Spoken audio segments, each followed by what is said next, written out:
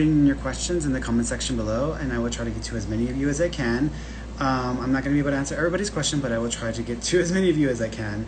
I'm also going to, let me sure this is working right. Yes, this seems to be working right. Okay, yeah, so if you want to ask me about your life, you can go ahead and just ask me about your life, but you need to be specific. So if you're asking about your health and wellness, your finances, career and work, or relationships, be specific what in those categories you want to know about, and I'll try to give you as much information as I can. If you want to ask about your spirit guides, or if you want to ask my guidance around anything that you're dealing with supernaturally, you can ask me that as well. I would suggest just asking specific questions. I know some of you are gonna be like, what message do you have for me? It just like makes me crazy when people say that. So I would just ask a specific question, because you might want to ask me something very specific, and you're just asking me hoping that I'm gonna automatically know exactly what you need to hear. And although that does happen, I actually would just prefer that you ask me what you want to know, so that I can make sure that you get your question answered. If you want to ask me about a loved one in spirit, then let me know who you want me to connect with, and I will try to connect to that person and give you as much information as I can. What else? I don't see them. I don't hear them. They communicate through from telepathy, and they only have my thoughts, my emotions, and my memories to work with. I don't know their history. I don't know everything about them. I don't know the backstory to some of the things that I'm getting from them. I only know what they're sharing with me. So if I am sharing something with you, or I'm giving you information, just know that it's out of context. So I'm just doing the very best that I can to figure out where they're going with it, or what they're trying to say about that. If you want to be on here on video, we do video connects as well. If you're on Instagram, let me see, I forgot to open the chat here for YouTube and Facebook. So I see Facebook. I don't know if some of you are on YouTube. I saw some changes to YouTube, so I don't know if YouTube's able to come through or not, but hopefully. But I'm going to answer for like the first part of our session today. I'm going to go through, there you are, there's YouTube. I'm going to go through like just message questions on like Instagram and on Facebook and YouTube, and then for the second half I'll be taking some people on as camera. So if you want to request to be a video guest, you can do so by clicking, if you're on Instagram, you can click the little people at the bottom there, and then you'll click that, and then it'll let you know that you can request. If you're on a laptop, it may not let you. You have to be on a phone to be able to request, so just FYI with that as well. Okay, alright, so I'm going to pop through here and see who I'm going to be taking questions from.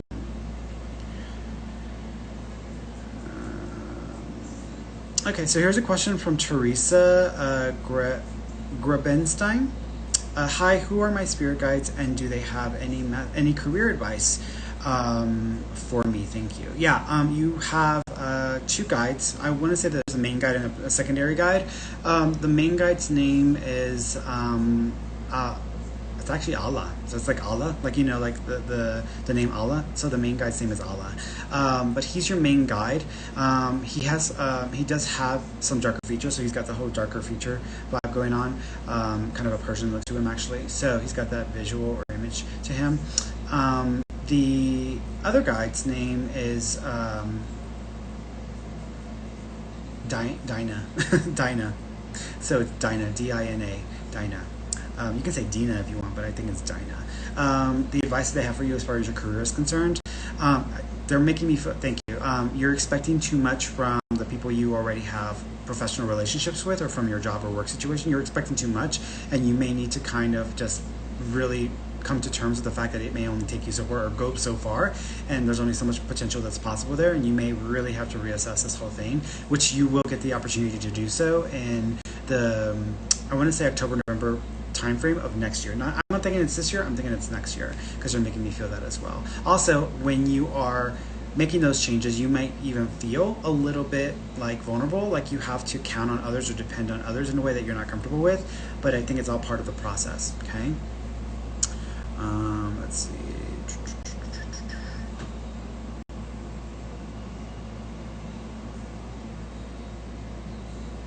Erica G. Sanchez. Hi, Ferny. Do you see when my career will be picking up any messages from my spirit guides regarding my career path?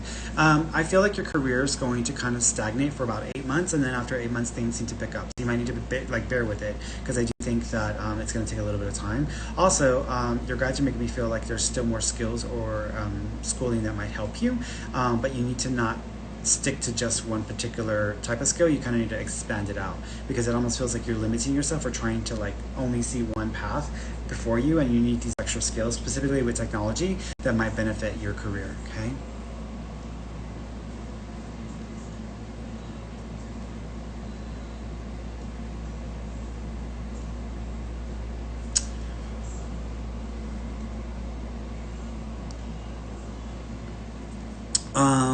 CHP, I think it's chapter 11. I think it's just chapter 11. Any messages from my cousin to his, any messages from my cousin who just died. I think you said to his, but that was it, and then who just died. Yeah, so any messages from your cousin? Immediately he showed me the number one, so I'm thinking either there's a connection to the month of January, or the first of a month, or that, or he's the firstborn. But there's a reference to being number one, or the number one. Yeah, he also keeps acknowledging the letter J, so I'm seeing J. I almost want to feel like it's J-A or J-R-ish sounding. I'm like, I want to say Jerry or Gerald or Jera. There's like a Jer sounding name that he's wanting to acknowledge or reference. If that's his name, that's what he's trying to give us. If that's his family or a member of his family, he might be trying to acknowledge that person. If someone's in spirit that you know who's named that, he's trying to acknowledge that person. It gets complicated, right? Because there's so many ways you can interpret it. He also keeps referencing, thank you. There's a picture that he's trying to acknowledge of him, and I feel like he's dressed in red, or he's doing something where he's got the color red, and it's like prominent red. So it's almost like, I don't know if I'm painting with red, or I'm wearing like a red attire, or there's something about a picture in him and a lot of red, but he's making reference to this image or this picture as well. He also keeps referencing, thank you. He keeps pointing to his head, so he's making me feel like he either was having some difficulties or some issues that might have been affected either his head or his thinking, or there was some things going on, because he's pointing to his head. He's like doing this, so there's a reference there he's wanting to acknowledge. He also keeps acknowledging a special ball that would have significance. I don't know if this is like a signed ball, or there's some sort of a special ball that he would feel a connection to in sports. I'm thinking it's sports related, because I feel kind of like I want to play sports. So he's showing me this, but it might be like a ball that's got a signature, or a ball that has a special like emblem or special like designation or special title on it, if that makes any sense. So you might need to look into that. But he's okay, he's fine. He also makes me feel he wasn't expecting to actually pass. So his passing to himself may have been a surprise.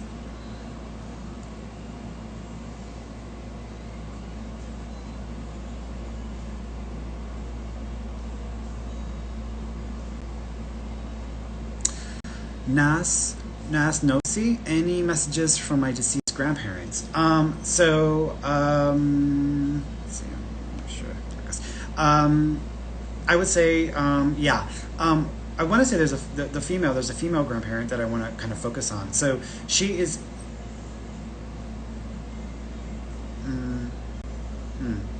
trying to figure out what she's saying, because she's trying to give me a name or like a nickname, and I'm trying to grasp it. It's funny because I want to say China, like the name China, but I don't feel like that's what she's saying. It's almost like Chini or Chini. It's just like she's saying something like that. So there's a reference to that. So someone might have gone by a nickname or had a similar nickname like that. She also keeps referencing, thank you. There are two, it's interesting, there's two dogs. She's referencing two dogs or two animals in spirit that she's wanting to acknowledge. Are they in spirit? Because I feel like she's trying to make a point about like messing with them or getting their attention or having them. So they may not be in spirit. They may actually be living animals, and she's acknowledging these two. But there's a reference to these two dogs. So there's a reference there. I'm thinking they're dogs, so they're small. But they're like smaller like dogs, so they're small. She also keeps acknowledging, thank you. She's doing this with my mouth, almost like the ability of not being able to communicate, or something affecting my ability to communicate, or the ability to move my muscles. So she's acknowledging that because she's making me feel that way. She also keeps referencing a distance, so there might have been a distance between her and other members of the family at the time of her passing, or someone wasn't able to be there, and she's just acknowledging not being able to say goodbye or not being able to communicate. She also keeps doing, thank you. She's acknowledging your accomplishment or your achievement, and she's doing like a thumbs up. So I don't know if you've recently finished something that you were trying really hard to complete, or she wasn't able to be present for your like achievement, like graduating college or high school or whatever, but she's acknowledging this, and she's just giving me a thumbs up, almost like a reference to it being a positive experience for you as well. There may also be a picture where it's almost like I feel like she's wearing a lot of blue in the picture. There's a blue like thing that she's showing me. I almost feel like, I don't know if the blue's going across the shoulder, or the blue's like something that I'm wearing, but she's showing me something like this that feels blue related. It's a really pretty picture, and she's just acknowledging herself in this picture. Okay, she's saying hello. The other grandparent is with her, so she's just wanting to let you know, but she's the one speaking, so she's the prominent one.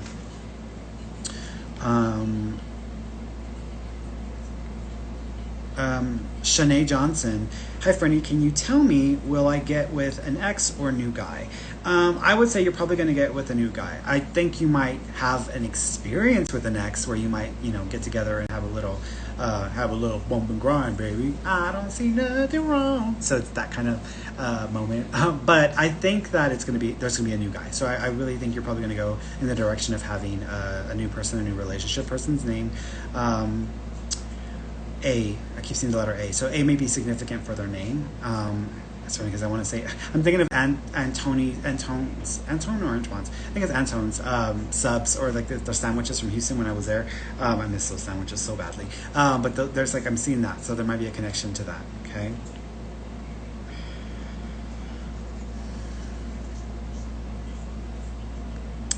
Barb, I cannot say that last name. Shispensky, Barb Shispensky. Hi, Ferny. I never got to meet my biological mother or her twin. Do you have a message from either of them? Yeah, interesting enough, your biological mother is the one that I think wants to speak first. First of all, the wings, feathers, birds are going to be very significant. You may even have encounters where you're like seeing it in different ways, not just like seeing birds, but there may be art that has to do with feathers or wings. There may be jewelry that has to do with feathers or wings, but she's making a reference to that. She also keeps acknowledging the number 5, so either the 5th of a month may be significant, or the month of May may be significant because she's showing me that number. She also keeps referencing, thank you.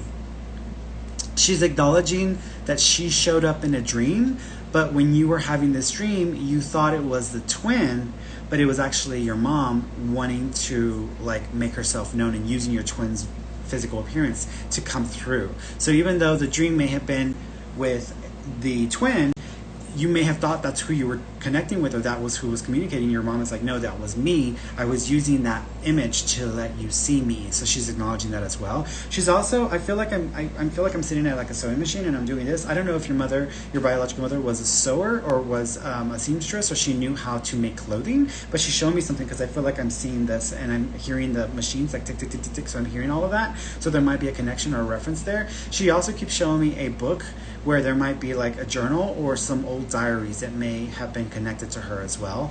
Or your aunt may have had these diaries, and there may be references to your mom from your mom. But there's a reference there because she's acknowledging that as well.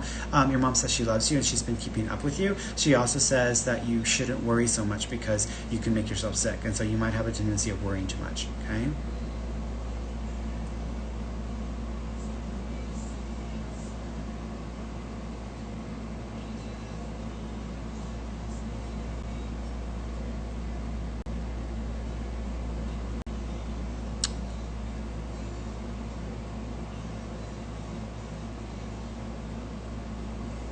Here's an example of a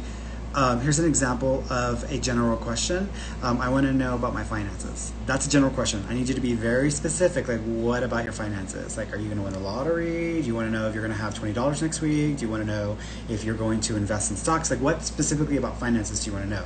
Because if you don't ask a specific question, I may not answer what you're wanting to know, and then you might miss that opportunity with me. So y'all got to be specific, y'all.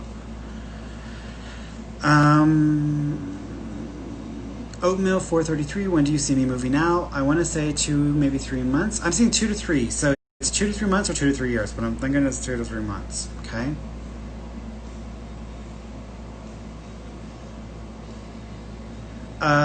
Zaire, hey Fernie, when do you see me getting married? I want to say it's within 2 years, but I feel like in about 7 months there may be a change with this, or a significant shift in the way this is going to be handled or planned, okay?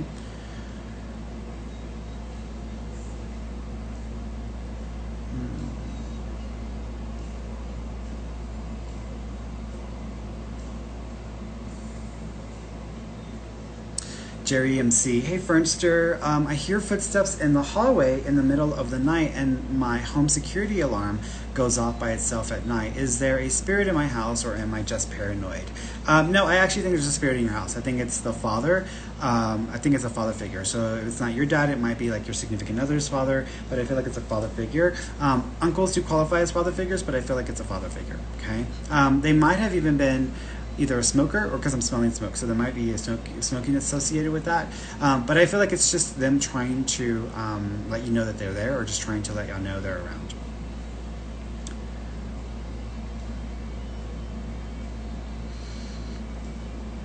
Angelica Melanie, hi Ferny, do you see a relationship for me in the near future? Any change in job for me? Any messages from my grandmother? Thank you for all that you do. Oh, you're welcome, sweetheart. As far as I've got there's a lot of questions, so I'll stick to just one of them. What is it? Do I see you in a relation? Do I see a relationship for you in the future? Yes, I see a relationship for you in about a year and 7 months. Person's name starts with a J. It might be Joey or Joseph or Joe. It's a J-O name, so it sounds like a J-O. It might be Julian. No, it might be J-O. I'm thinking it's J-O. I actually think this is a person you're gonna get married to. So I think it's gonna people around you or your family may not 100% be on board, or they may think maybe you can do better or whatever. But I kind of feel like this person, like, off the bat may not be your typical type, or may not be the person that you normally would go for, but I feel it's almost like a gem beneath the surface, and I feel like this person may actually not be a bad fit at all. So you might want to give them a real opportunity, even if people around you are like making all kinds of comments or having all kinds of opinions, because honestly, just because people have opinions doesn't mean that they're right. You have to remember, people are grading our relationships. People love judging our relationships, right? Family members, friends, they love judging our relationships. And although I would want a friend to tell me, hey, I saw your significant other at the gas station and they were like, hitting on women, and they were, I would want them to say something like that. But when it comes to like how a relationship should look or be, that is really dependent on you. It's whatever works specifically for you. So if you're okay with the relationship where it serves you, go with it. But you want to make sure that it's what you want, and that it is what makes you happy, not necessarily what everybody else thinks that will make you happy. Because everybody's basing all of their ideas on relationships on Disney movies, and most people don't have a solid clue as to what a relationship should be like. And a lot of people who give advice actually didn't get into their relationships because of love. They may have started off that way, but they may stuck with it because they settled, or because they got pregnant, or because whatever. So there's a lot of that in our world today. So a lot of people make really weird comments and responses to people's relationships because from a place of not really having had a relationship that they can use as a sample or example, okay?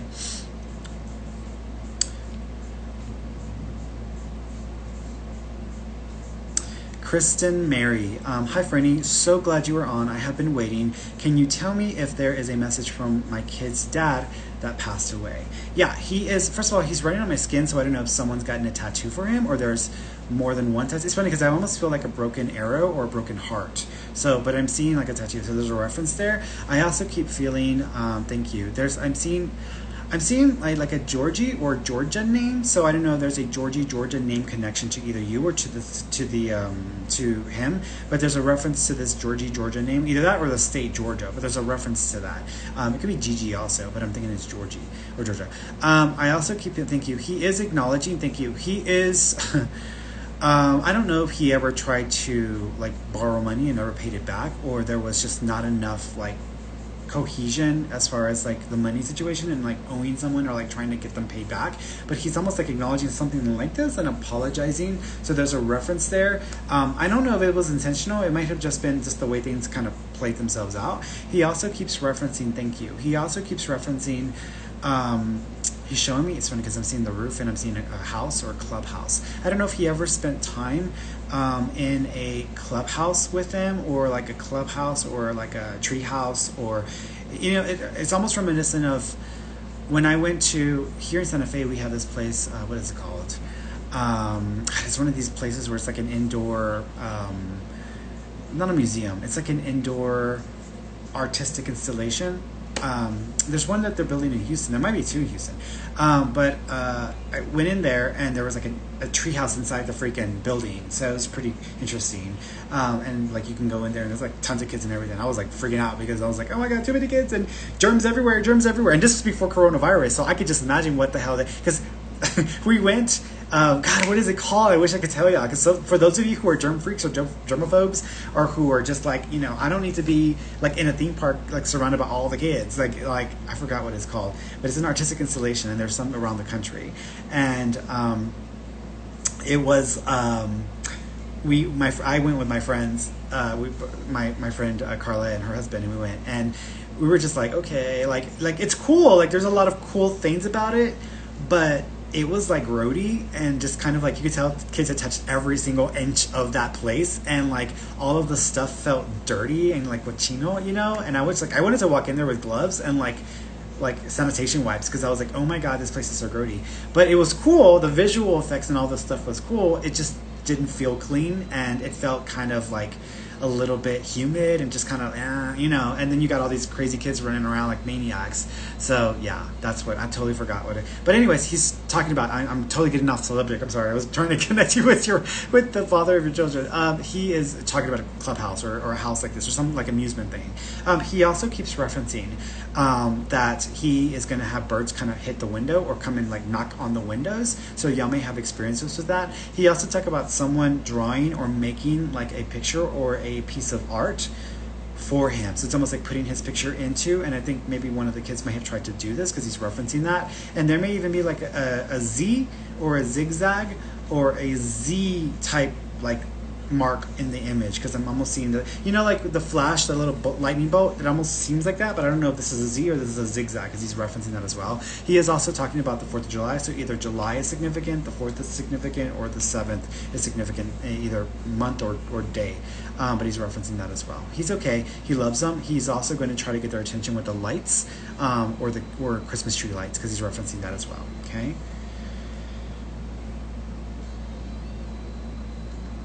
Beverly Hernandez. Any messages from my brother? Yeah, from your brother. So he keeps, thank you, he's pointing to himself, so he's making me feel like he's wanting to take some responsibility for his situation or for what happened. The way he makes me feel though is I'm not thinking this was intentional. I'm just thinking he's wanting to acknowledge that he contributed to his own passing, or he should have taken better care of himself, because that's the way I'm thinking he's making me feel. He also keeps referencing that he felt off, or like I feel like when I'm trying to focus or see things, like I can't see properly, or I feel a little dizzy, or I feel like almost like my balance is off, because he's making me feel that way as well. He also keeps acknowledging like having trouble keeping his eyes open or having trouble staying awake, because he's referencing that as well. He did hear what needed to be said, or he did get the message. He also keeps referencing, he's showing me balloons, so there might be a significance to releasing balloons or blue balloons, because I'm actually seeing it like blue balloons, but he's referencing balloons, so there's either releasing balloons for him or balloons being connected. Now the other symbol for balloons is happy birthday, so if we're in 30 days, within 30 days of his birthday, that may just be where he's going with it, but I'm thinking this might just be balloons that are being released. He also keeps referencing throwing you in the water, so I don't know if you remember y'all being either at a pool or being near near a lake or whatever, and one of you wasn't wanting to get in or whatever, and he like pushed. He's just making fun of this memory of this instance in that way, and it's almost like this fun, just like being silly goofballs. That's what he's kind of coming across as well. He's a little bit of a smartass, because he kind of has this like smartass kind of communication. So he's almost being a little bit smartass, which is not bad. I mean, that's not a bad thing at all. Sometimes we all love being smartasses, right? So, oh, thank you, Mr. Phil. He's like, you look so good. Thank you, Mr. Phil. I appreciate that. Chelly920, hi Ferny, I keep dreaming of my dad. Does he have a message for me? He passed away last year. Yes, he wants to acknowledge a baby. So I don't know if there's a baby that's been born since his passing, or there's an attempt to try to have a child, or there's a new baby coming into the family, but he's acknowledging a baby. So he's referencing that. He also keeps talking, thank you, he's talking about the 22, so either February 2nd is significant, or the 22nd of a month might be significant, because he's showing me something like that as well. If it's not the 22nd, it's the 21st, but it's right there, because I feel like that's the way he's trying to make me feel about it. He also keeps referencing a picture of him where he's got glasses, but it almost reminds me of like Selena's dad. You remember Selena, the singer? Like her dad her dad always had these glasses, and even though they weren't actually sunglasses, they were these glasses that were like tinted, so they would like darken so that people could see proper. He could see properly because of his eye condition. I'm almost seeing glasses like that. So I don't know if there's like a glass.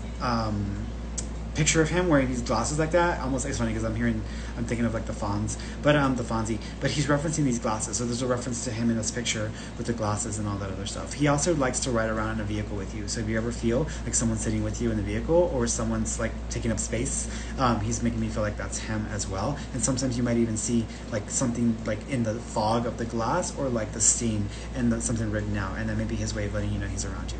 Okay.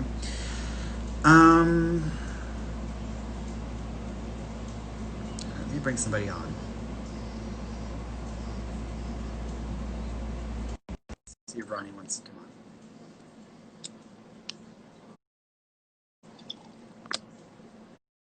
on. Ah, Hello. Hi. I'm sorry. Let me get somewhere where I can get some really good light. Sure. No, you're fine. No, you had fine light over there. So, There, that's better. how you doing?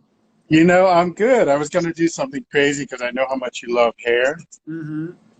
And I was going to put something on, but I was like, oh, Oh. she's not going to choose me. Oh, well, thank you for that. I appreciate that. How are you? I'm good. I'm good. What did you want to ask me? Well, there's a couple things. I really did not get to know any of my grandfathers, Mm-hmm. and I would love to know just anything. I didn't know either one of them. They were Mm-hmm. passed before I was born. Mm-hmm. So Yeah. I'm afraid I wouldn't be able to validate too much, That's but okay. It's okay. No worries. Actually, there's somebody besides the grandparents that wants to come through. So I've got four males in spirit. I definitely have, I want to say two grandfathers, but there's also a father figure. But I feel like he wouldn't have been the father. He would have been like a stepfather or like a father-in-law. There's some sort of vibe like that. So aside from your grandfathers, did you have a father figure who was like a stand-in dad or he was like a stepfather to you?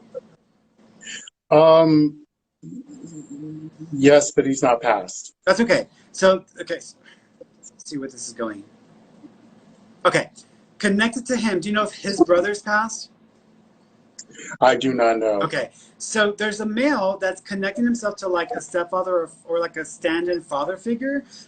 There's a Okay, reference to this male. I also keep thank you. Do you know if Christopher, Chris, Christian, Chris name is connected? I do not. Okay. The stepfather that's alive still. Do you know if he's got a Chris connection? I do not because I haven't seen him since I was a. That's why I probably should get Oh, off of no, this no, no, subject. you're fine. That's okay. No worries, you're fine. So there's a reference to this Chris name. There's also acknowledgement to Alfonso or Alfonso as well. So there's an Alfonso or Alfonso name that's also connected somehow. Okay. Um, do you have any like Puerto Rican or Cuban connections to the family? No. Okay, this has got a Hispanic vibe to it because I'm like, where am I going with this? And I'm like almost getting like a Christian.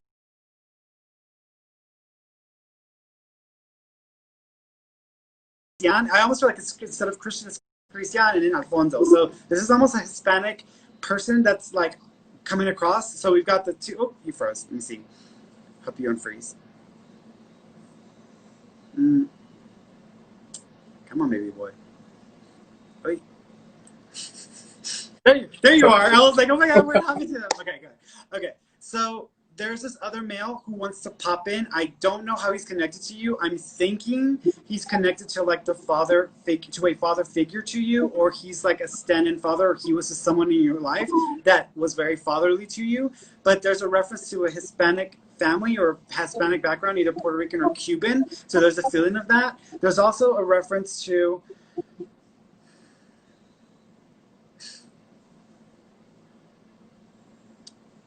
they're talking about like going to a casino or gambling or Vegas. So there's a reference to this whole like Vegas casino or gambling casino or something about a casino and playing the slots or playing games. So there's something about this that is also connected that they're trying to like help me understand here. So there's kind of this reference here. With this person that I'm talking to, I want to say that the passing was suspect or people like maybe had questions about their passing. Like, did someone else have something to do with their passing or did they actually pass the way that they they thought they passed, but there's almost like it could easily be misinterpreted as if they passed from some sort of um,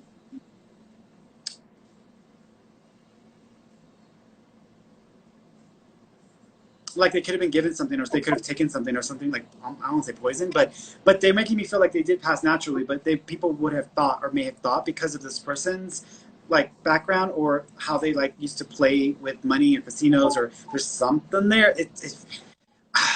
You don't know anyone who owned a casino or ran a casino or worked at a casino or is connected to someone.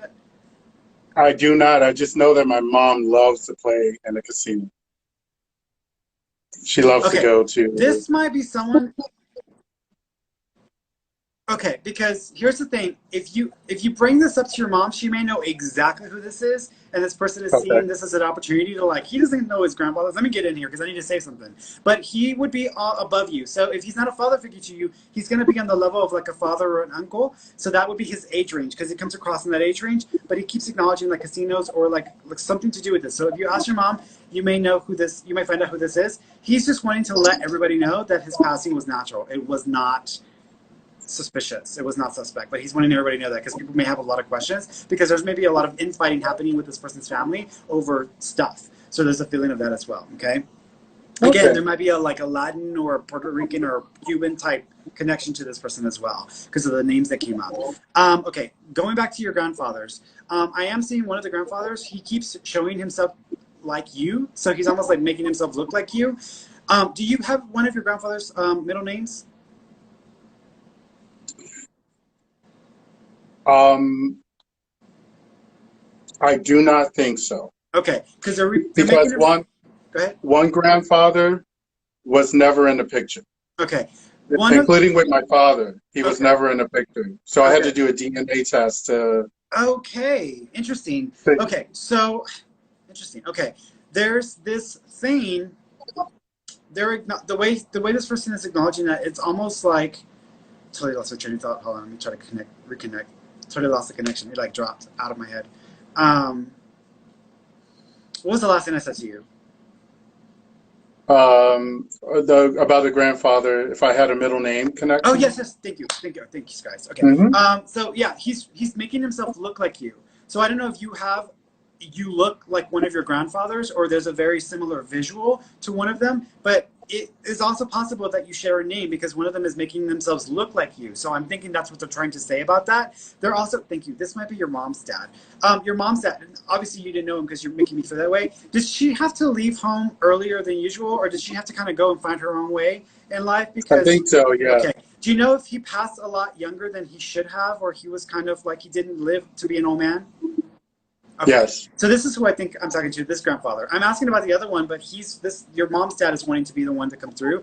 He's wanting to be acknowledged. He also keeps thinking he's wishing you happy birthday. Are we within 30 days of you or your mom's birthday? Yes. Got it. He's wishing you happy birthday, so he's acknowledging that. He also keeps talking about thank you. He says there's a picture of him that may exist of him next to a really old model car, like an old Chevy, but there's a picture of him because he's acknowledging that. He might even have glasses and maybe a white shirt or a light colored thing on because he's referencing that as well. He also keeps referencing, he's apologizing to your mom for not being able to be around and to help her more. He also talks about her infighting with other family members. You know, she doesn't get along with some of her siblings, or there's a bit of a disconnect with some of her siblings as well. Not that I know of. No. Was there did he have more than one family, or was there more than one like child for him? No, I don't think so. Okay, you might need to ask her because he's acknowledging a split in the family or her not communicating or connecting with one of her siblings because there's a reference there. So he's acknowledging that and just making reference that it wouldn't have been as easy, or there may have been a lot more like divisiveness there because she's referencing that as well. He also, thank you, he's laughing. He says you're gonna have patience with your mom because she wants everything done like right away. It's almost like she doesn't have patience, or sometimes she can't like wait. She wants to get things done. So he's just acknowledging you might have to have patience with her. Have you been thinking of going to stay with her or going to visit her? Yes. Okay. He's almost acknowledging that this wouldn't be a bad thing and that maybe there's some things about her you need to pay attention to because there's some things she may be keeping to herself or not talking about with her own condition or with her own health that need to be addressed properly because he's making me feel this way Okay. as well. He also keeps referencing, thank you. Do you know separate from your grandfather, is there a Benji or Banji or Benji connection name or nickname? Did you ever have a No. friend named Benji, or did you know someone by the name of Benji?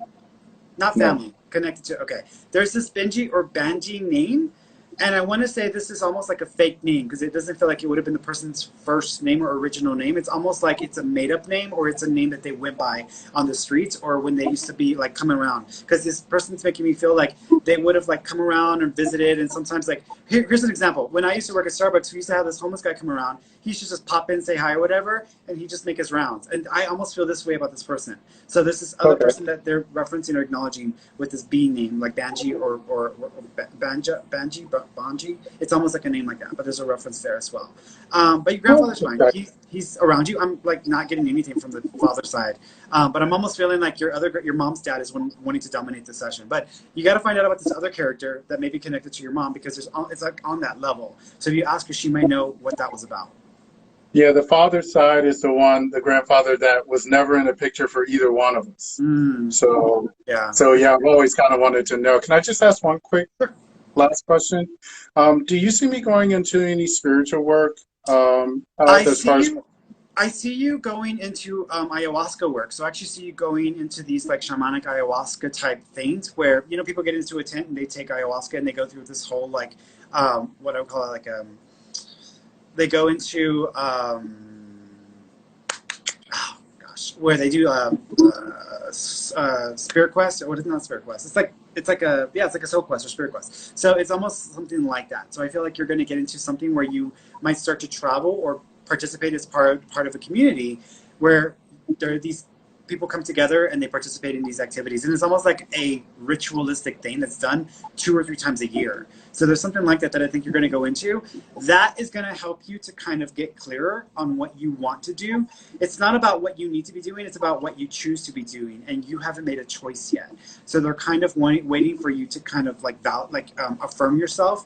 And so you might participate in something like what I'm describing within the next year or two, which will lead you to your next stage. Ultimately, it won't be spiritual work that you're in. You're actually going to counsel younger males. I was gonna, I was gonna ask you that because I had this feeling I was gonna be some type of possibly a spiritual counselor. So, Yeah, it's like in order but for us to heal ourselves, sometimes we have to heal others, and in the process, we are healed. So it's almost like you giving them support and guidance and helping them through really rough periods, and then you being able to come out of that as well and benefit from that connection as well. You were a Catholic monk in your past life, so you're not, oh, yeah. okay. And so there's some energy that's kind of trying to filter back in. You're not here to be a monk, baby. So you're here to be like a very, very like regular human having spiritual experiences. So run in that direction because I think you'll get a lot from it. Okay. All right. I All will right, see my dear. you in a few weeks, actually. Absolutely. Oh, cool. Awesome. Well, Yeah, yeah, with a reading. So, all awesome. right. Cool. Well, excellent. Well, I will see you in that time. Sending you love and enjoy the rest of your day. Okay. Thank you so much. You're welcome. Bye bye. Bye. All right. You can totally tell I was like blushing a little bit there. Let's see. Who am I going to bring on next?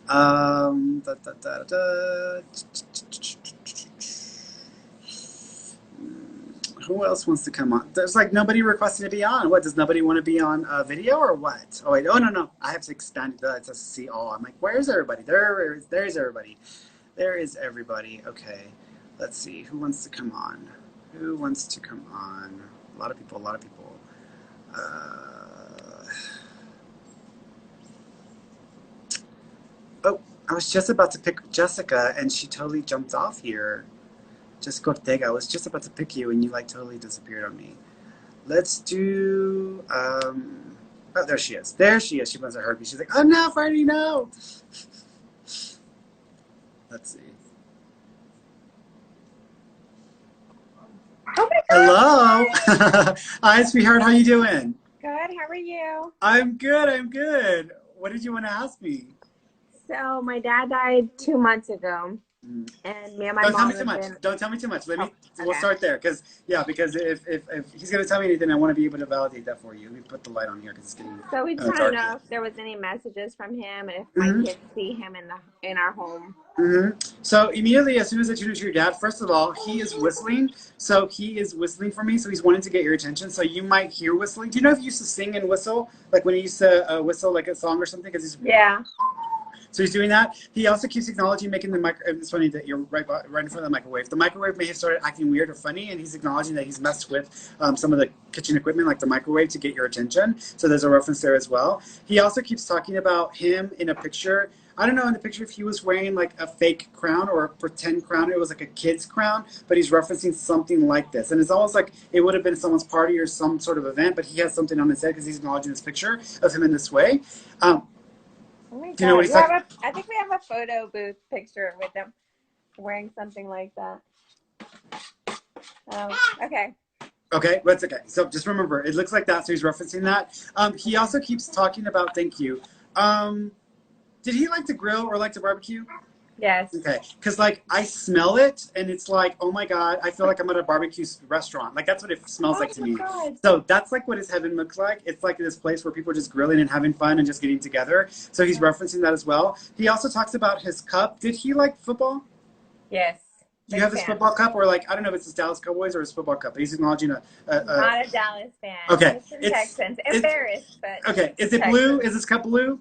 Yeah. That's what it is. Because he's showing me some sort of blue football cup. So he's acknowledging the blue football cup. He also keeps referencing, thank you. He is doing this. Whenever someone does this, it means I didn't get a chance to say goodbye or I wasn't able to speak before my passing. So he's acknowledging that. He also says he didn't want to linger too long, or he didn't want this to become this long-lasting thing. He wanted to just, like, if he was going to go, he was going to go. So he's almost acknowledging that. He makes me feel like he went on his terms, or he went on his own accord. So it's almost like this is like, if this had happened differently, this would have gone on for a long time. He says he went on his own accord, and he's okay with that. He also keeps referencing, do you know if he wanted to get this like classic truck, or he had like this truck that he was in love with? I can't think of one. Okay, it's a truck. Did he have a truck? Your dad, did he have a truck? Yeah, I had two. Okay. Is one of them like a bluish color, like almost like a bluish gray? It's like a silver. Okay, yeah, it's like the bluish gray color. So because I'm seeing that color, he's acknowledging that. Did your mom sell the truck, or did y'all go ahead and get rid of the truck? Okay. No. Here's the thing. If you still have the truck and she's thought about it, or she's thought about giving it to someone but doesn't feel like she wants to do it, he's okay with it. Like, he's perfectly fine. He's like, I would rather have someone have it and take care of it than to just let it sit there and not be properly used. So he's almost acknowledging something about the truck, because there may be some things that she may want to do that he's like, he's okay with. So he's acknowledging that as well. He also keeps talking about knocking on the door. So when y'all are in bed at night or whatever, he might come by and knock on the doors. He says that's him. He says he's just trying to get y'all's attention. Sorry, it's my mom. We've been Hey, following. sweetheart. Okay, so do you know what he's talking about with the truck, or like giving you permission? No. Okay. Well, we got the windshield replaced yesterday. Okay. Here's the trucks. That's okay. If someone wants to take on the truck, or they want to take care of it, like, he's like, it's okay to do that, because he says he doesn't want you to be overwhelmed or to feel like you got too much going on. He also says that he tickled or messed with your feet when you were in bed. Her feet. Oh, Okay. God. He tickled and messed with your feet when you were in bed. So he's acknowledging that as well. He also talks about 3 stones and a piece of metal. So I don't know if it's a ring with 3 stones, or it's a necklace or something with 3 dots or 3 stones. Do you know what he's talking about? No. Okay. It's like, because he's showing me a piece of metal and I'm seeing 3 things on it. So it's almost like, Well, I have a peas in the pod kind of thing. okay, what? There's Oh, 2. cool. There's I have 2? Twins. There's twins? What? I have twins. Oh, interesting. Yeah, but it's two stones and a. FYI, if you said 3 and you've got the 2 on there, he may be trying to make some indicators. He may be trying to let you know something. So be aware. He may be trying to give you an idea about something. Unless you've already lost a child and there's a child with him. But he's referencing the 3 on that. So he's referencing that. He loves you. He's with you. He also says, it's funny because I'm seeing ice cream with like something in it. It's almost like this, like the floats. Did y'all used to make the floats? No, not What too is this much. where I feel like I'm seeing like this, like it's almost like a shake, but I'm putting something in. It's weird. It's almost like I'm putting something, like something spicy on something sweet, and it's like ice cream or cold. Okay. Raspas. Maybe. Tamarino. I don't know. Okay. If there's something like ice cream or cold like that you put something spicy on top that he would love, or he like that either y'all were just eating this or something about this, but he's referencing that as well. Also, Julieta or Julieta, who is that? That's my sister's having a baby, and her name's Juliet. Got it. Remember what I said about the three? Maybe that's what he was talking about, the three babies, or the second baby. That's probably what he was talking about. He's just acknowledging that he knows and he's aware. Is there any messages for me? Is there any messages from my mom? My mom doesn't dream him like we do. Here's the thing. Yeah, here's the reason he's laughing. He says you need to lighten up. He says, I had the same problem with you when I was alive, trying to keep you happy or trying to make you laugh. Because he says you take things so seriously and sometimes you're in your head always worrying. He says you need to lighten up. He says, pretend like I'm making a joke or I'm trying to get you to laugh or feel better. He says, if you can do this, you'll start to see me, you'll start to experience me. But he says, he says, stop being so sad, stop being so sad. He also says that he's messy. He's like pinching your... Did he have a habit of pinching your skin or pinching your fat, like almost like he's grabbing you? Or like, he says, if that's the first thing you feel, he says, that's all you're letting me do. But he says, I'm going to try as hard as I can to get through. But he says, you need to lighten up because he says you're too sad and you're not letting me come and visit. So he's acknowledging that. Your dad's also passed? Your dad? Your dad's also passed? Did he have a cancer, your dad? He died of emphysema. Okay. I was going to say it's like cancer in the lungs. That would make sense. Do you know, because I'm also smelling smoke. Was he a smoker also? Okay. Do you know if he also worked in an environment where he smelt a lot of fumes or there was a lot of chemicals? Yeah. All of this contributed to this. He also, do you know if they actually went and sued the company after the fact, or people went to try to sue? As a young guy, he worked in Chicago. My dad died at, I think he was 68 years old. But as a young guy in his early 20s, he worked in Chicago. And a couple of years ago, I heard something that a lot of people were suing because of that. Yeah. I think it was asbestos or something. Yeah, exactly. Because he's acknowledging like this contributed to his passing. Here's the thing. If the lawsuit is still in place and it's a class action lawsuit, and if anyone has the ability to speak on his behalf, y'all may be able to get in on the lawsuit to be able to get some sort of payback from that as well, because he's almost like he's like worried about the money, like make some money off of your dad's almost wanting you to get some money. He also keeps, thank you. Is there an Isabella or Isabel or Ilabel or Alibel? It's almost like a something bell. No, I can't think. There's a name. It's almost like Alisabel. There's a name like this that is. Who would that be to your dad? To your dad? Great granddaughter. Okay. Do you know if she's trying to get people together, or people in the family on that side are trying to have a reunion or get people to come together for something? We're actually scheduled for a family reunion in a couple of weeks. That's it. He's just letting you know he knows about the reunion happening and to say hello to the family. He's with you. Your father's with you. Your husband is with you. He wants you to lighten up. Now, I know that's not going to be easy to do, but here's the thing. When we are in so much pain and sadness and we're depressed and we feel so low, it's like being further away from them, because they are in a much happier state, in a much more like peaceful state. So in order for us to connect with them, we have to get as close to that as possible. It's not easy to do, but when you go to bed at night, right before you go to bed, think of your husband and think of the happiest memory or one of the happiest memories that you had with him, where he made you laugh or he cracked you up. Do not let yourself get sad by remembering this. Just remember this and talk to him and say, come and talk to me or visit me in my dreams anytime you want. Don't expect it that night, but practice that every night for a few nights, and I guarantee it, he will pop in at some point, because you're going to lighten up enough to fall asleep feeling that way, and it'll make a bridge for him to connect with you. He's also putting the necklace around your neck, not the one you're wearing, but another one. Do you have his cross necklace or his necklace? It actually, hold on. That's a hard one.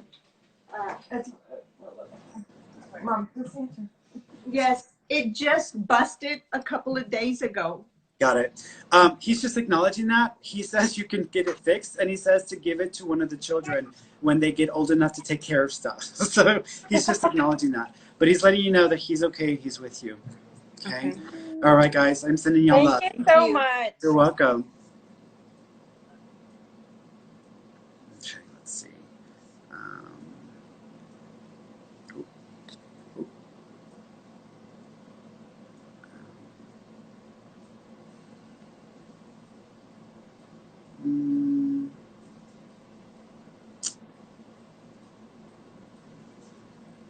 Let's do Montoya's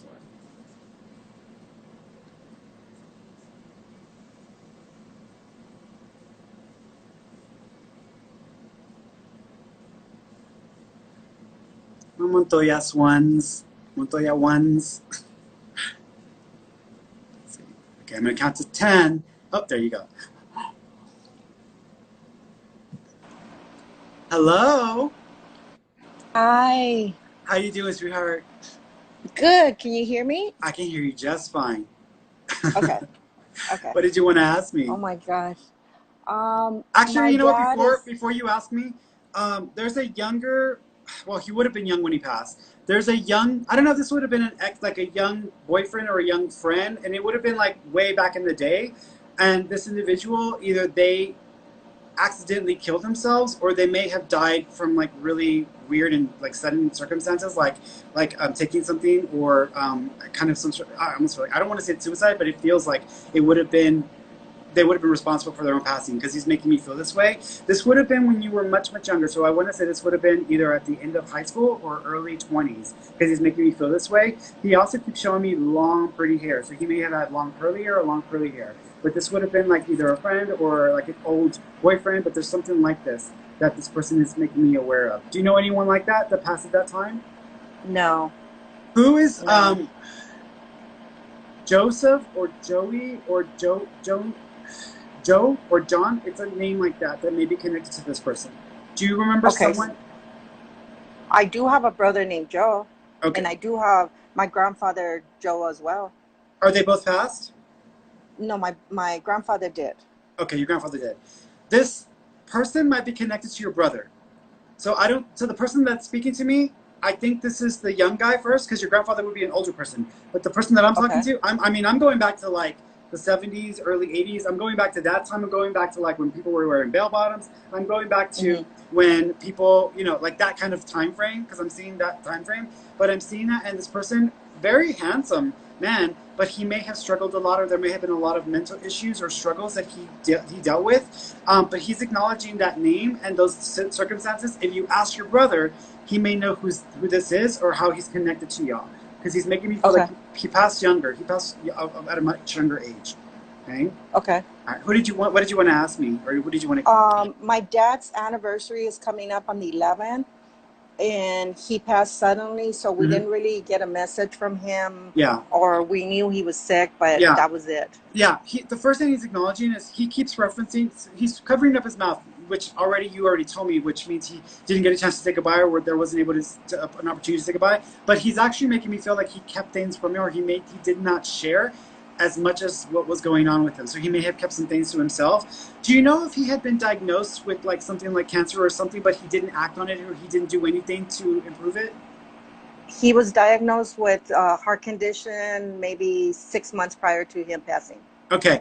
Here's the thing. I feel like he may not have passed specifically of the heart condition. There may have been something else that was going on, and it added to what he was already dealing with. Because he's almost taking me to different parts of the body, and he's not really taking me to his heart. He's almost taking me into like his organs, like his liver or his kidneys. But he's acknowledging something like that. Do you know your dad was a little bit of a drinker? He liked to drink?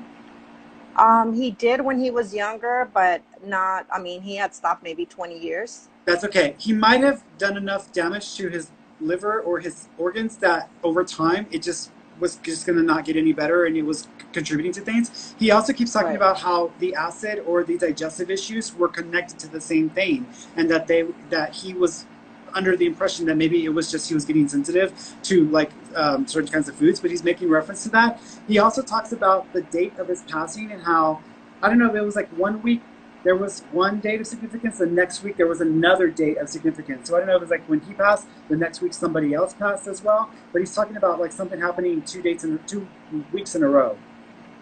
Well, he actually, a week before he died, my niece's birthday was, we celebrated that. Okay. And so that was a significant anniversary. Okay.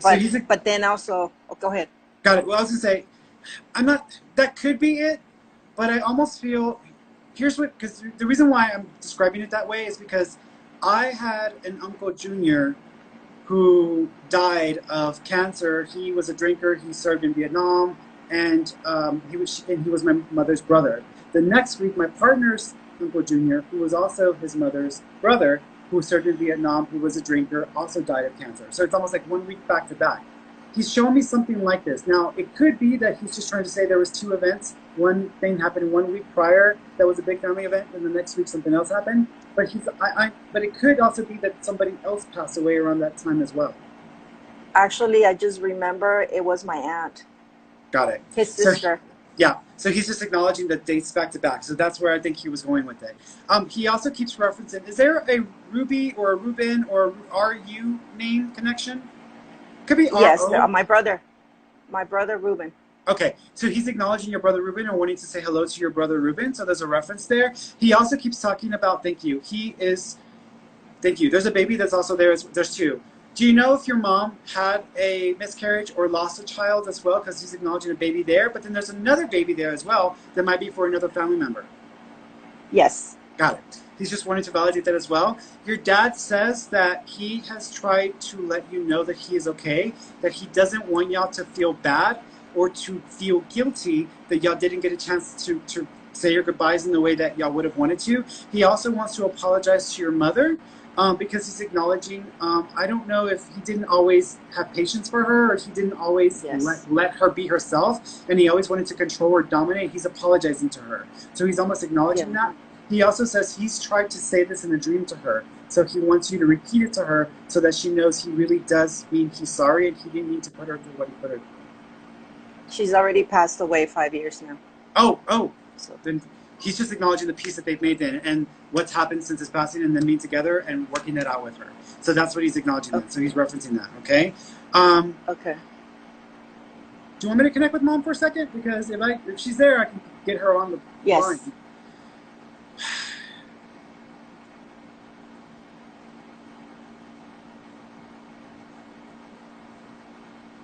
Okay, she's doing this to my face. Do you know if Mom was having nerve issues or there was some nerve stuff or if there was some sort of stroke-like symptoms that she was starting to experience where she can feel some of her limbs? Yes. Okay, because she's acknowledging that. Was she also not able to walk towards the last part of her life? Because she's almost making me feel like I can't move. Yes. Got it. She's also referencing your names being similar. Do you have a similar name to her or is there a middle name connection? I have a sister with a similar name. Got it. She's just validating that as well. Do you have the cross necklace or the rosary? Do I have a what? Do you have a cross necklace or a rosary for Mom? Yes. Got it. She's just acknowledging that. Yeah, Mom is there. So Mom is also with him. Mom is there. He's funny because he's laughing because he's like, I was trying to tell you this. And I was like, I totally missed it. So he's just acknowledging Mom is there and acknowledging that they have now peace together, or he's apologized to her and he's given her all of that, and that he didn't mean to put her through so much as well. Your mom says that you are a good daughter and that you don't always have to be the perfect sister. So she's giving you permission to be who you need to be for yourself. Okay? All right. Do you see me? I mean, I'm sorry, but do you see me reuniting with my kids anytime soon? Yeah, and I'll make this short because I'm running out of time and the time is going on. Yeah, sorry. No, that's fine. I think it's going to take another 2.5 years before you kind of reconnect with your kids. One of them is going to reach out to you first, though, and I think the reason why they reach out is because they're having issues in a relationship or something's changed for them, and they may be more receptive or more able to communicate with you. I also think that when you reunite, I think that there will be a better opportunity to have a better relationship at that time because you have changed as well. So it's almost like people changing on both sides. So I think that may make the difference. Okay, thank you. All right. You're welcome, sweetheart. Thank you very much. Thank you very much. Bye-bye. Bye-bye. All right, guys, I am out of time. I love you all. I will be back here on Friday doing the exact same thing at the exact same time. And so I am about to jump off here. I'm going to get back on because we're doing our study group with A Course in Miracles. So that's what we're doing next. So if you jump back on and you think that I'm doing more readings, no, I'm actually going to be doing the study group. So I will. This girl, don't want to do it in smudges. So I can understand why they haven't done it to the MacBook screens yet. How many people actually use their the screens on like computers or laptops where they're tapping it. I know I do it with my iPad, but I don't think I'd want to do it with my MacBook Pro. Hey, baby girl. Hey, how are you? I'm good. I'm wonderful. How you doing? Oh, it's Wednesday. I saw your Mickey Mouse shirt this morning. I was like, oh, I love Mickey. I love Mickey. I was like, oh, that made me so happy to see Mickey Mouse today, you know. And that's old Mickey. That's back when Mickey actually was Yeah. somebody, you know. He's in retirement Hmm. now because nobody knows who Mickey is. I know it. Mickey Mouse and Minnie Mouse saved my little childhood because I was so Mm, miserable. yeah. I was so miserable. And I used to wear this Minnie Mouse dress and dress up and dance around in the mirror. So, Mm, you know. yeah. Now, I never got a chance to go to like Disney World, like where Epcot and all that stuff. I never got a chance to do that. I don't know if I ever will because of everything that's happened. But I have been to Disneyland in like California. I think that's where it's at, and it was all right. It wasn't like nothing, you know, no to do. It was just another theme park with a bunch of rides in it. But I would like to go to like the big one in like Florida. That's like the biggest one ever, you know. And I want to Yeah. like dress up like Cinderella and like run around like, you know, sing the Sound of Music or something. That's what I wouldn't do. That sounds super fun. I was just I talking to my know. friend about taking the kids there. Well, you know they're like about to like lay off all these people and they're about to like shut ship. This whole society is tanking. Enjoy the ride. Yeah, I know. Like I feel like, and some of my friends on Facebook have said this, like they feel like that 80s 90s period where like you could like you had all these like snacks you could buy at the store and you had all these like things that you didn't need to be buying, that like it's like that time where we grew up in, like that was kind of like the epitome of like our spoiled kid period as a civilization, and now it's like, okay, shit's about to go in another direction. So Yep. all Yep. right. Because I'll just say that like all the stuff that has been ignored since the 60s Yeah, that they were ignoring with all that fun we were having in the 80s and 90s. yeah, I know. Like It's like, they knew about global warming, or they knew about climate change and everything back then. They're like, hey, we ain't gonna tell them nothing. Let's just let them be. Let them yeah. be. All right, I'm gonna go get some tea real quick because I forgot to refresh my tea. I'll be right back. Okay. How are y'all tonight? Good, I hope. I hope everyone has their big old book of miracles. We're on number 36, I think. Don't quote me. Uh-oh. I see. Hey, I appreciate those hearts since I'm over here by myself. It's Wednesday in 2020. So what does that even mean, right? Crazy, crazy times. And I hope everybody is doing fairly well. All right. All right. So I'm so excited. I got in the past, like when I've been doing when I was doing the study group, I just had the book right here, like right here in front of me. But like I kind of like to see it this way, so I like got this whole little setup here. So I got like this like book stand thing that now I got it like Oh, this okay. whole, yeah. So I got this whole thing going on there. So I'm so excited about that. So I was like, oh my god, it's like, you know. So I was like earlier, I was like tap tap tap tap tap tap tap tap. I was like, got this whole thing. All right, you want to go first, or you want me to go first? Um, we're on number 36, right? I believe so. I mean, Yeah. it's a short one, so if we repeat it, that's fine. Okay. Okay, so 36. Miracles are examples of right thinking. Through miracles, reality contact at all levels becomes strong and accurate, thus permitting correct delineation of intrapersonal and interpersonal boundaries. As a result, the doer sees the truth as God created it. This is what is meant by the principle on perspective adjustment. Mm. So what do you think about that? So I said, and then everybody just give me grace because I was also cooking while I was halfway reading and taking notes. So I says, miracles help to adjust skewed perspectives based on the ego and societal bounds. Through miracles, we are able to understand that what we are and came here to do stretch beyond our perceived physical limitations. Mm. Pretty much. That's pretty much what it is. What it is, yeah. Miracles are examples of right thinking. So I mean, it's like what I wrote down is the appearance of synchronicities and alignment in one's life is a signal that you are having the ability to perceive true reality and the matrix structure we are all participating in. That this world is an illusion of form and that this world is an illusion of form in fear and lack. That love and source form are the true reality of our beingness. It's a perspective shift in being able to see what is versus what isn't and what we bought into. And that's like, I mean, that's not easy to like change because we're so conditioned to just like, this is reality. This is reality. I mean, from the moment we are born, this is reality. And we're learning and conditioning not only ourselves, but by the people around us and by our families and society to accept this as reality, that hot is hot, cold is cold, that, you know, up is up and down is down. And that, you know, so it's really hard to kind of even get your mind wrapped around the idea that even though I agree with physics, I agree that this is a physical world that abides by certain laws, physical laws, it also is still this constructed reality by all of us, you know, consciously agreeing that this is the platform we're going to use. Right. So 37, a miracle is a correction factor introduced into false thinking by me being Christ, or, you know, this higher version of her, because she's channeling her higher source. Mm-hmm. It acts as a catalyst, shaking up erroneous perception and snapping it into place. And I'll read the note. This correction factor places you under the atonement principle, where your perception is healed until this has occurred. Perception of the divine order is impossible. True depth of perception becomes possible only at the highest order of perceptual integration. How do you feel about that one? Okay, so I was kind of confused, but I wrote something anyway because, you know, I just was letting it be free.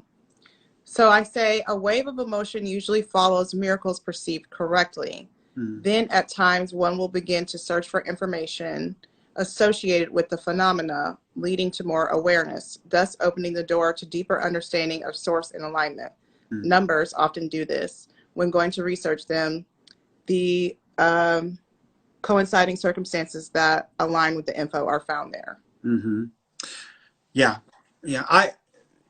When you apply this to like the idea of like with our everyday like living situation, with our everyday experience, because I feel like there's different levels to this. Mm-hmm. We can experience this individually, where like I'm waking up, living my life, my day, doing my thing, and then I'm having these many miracles that I'm going through or I'm experiencing.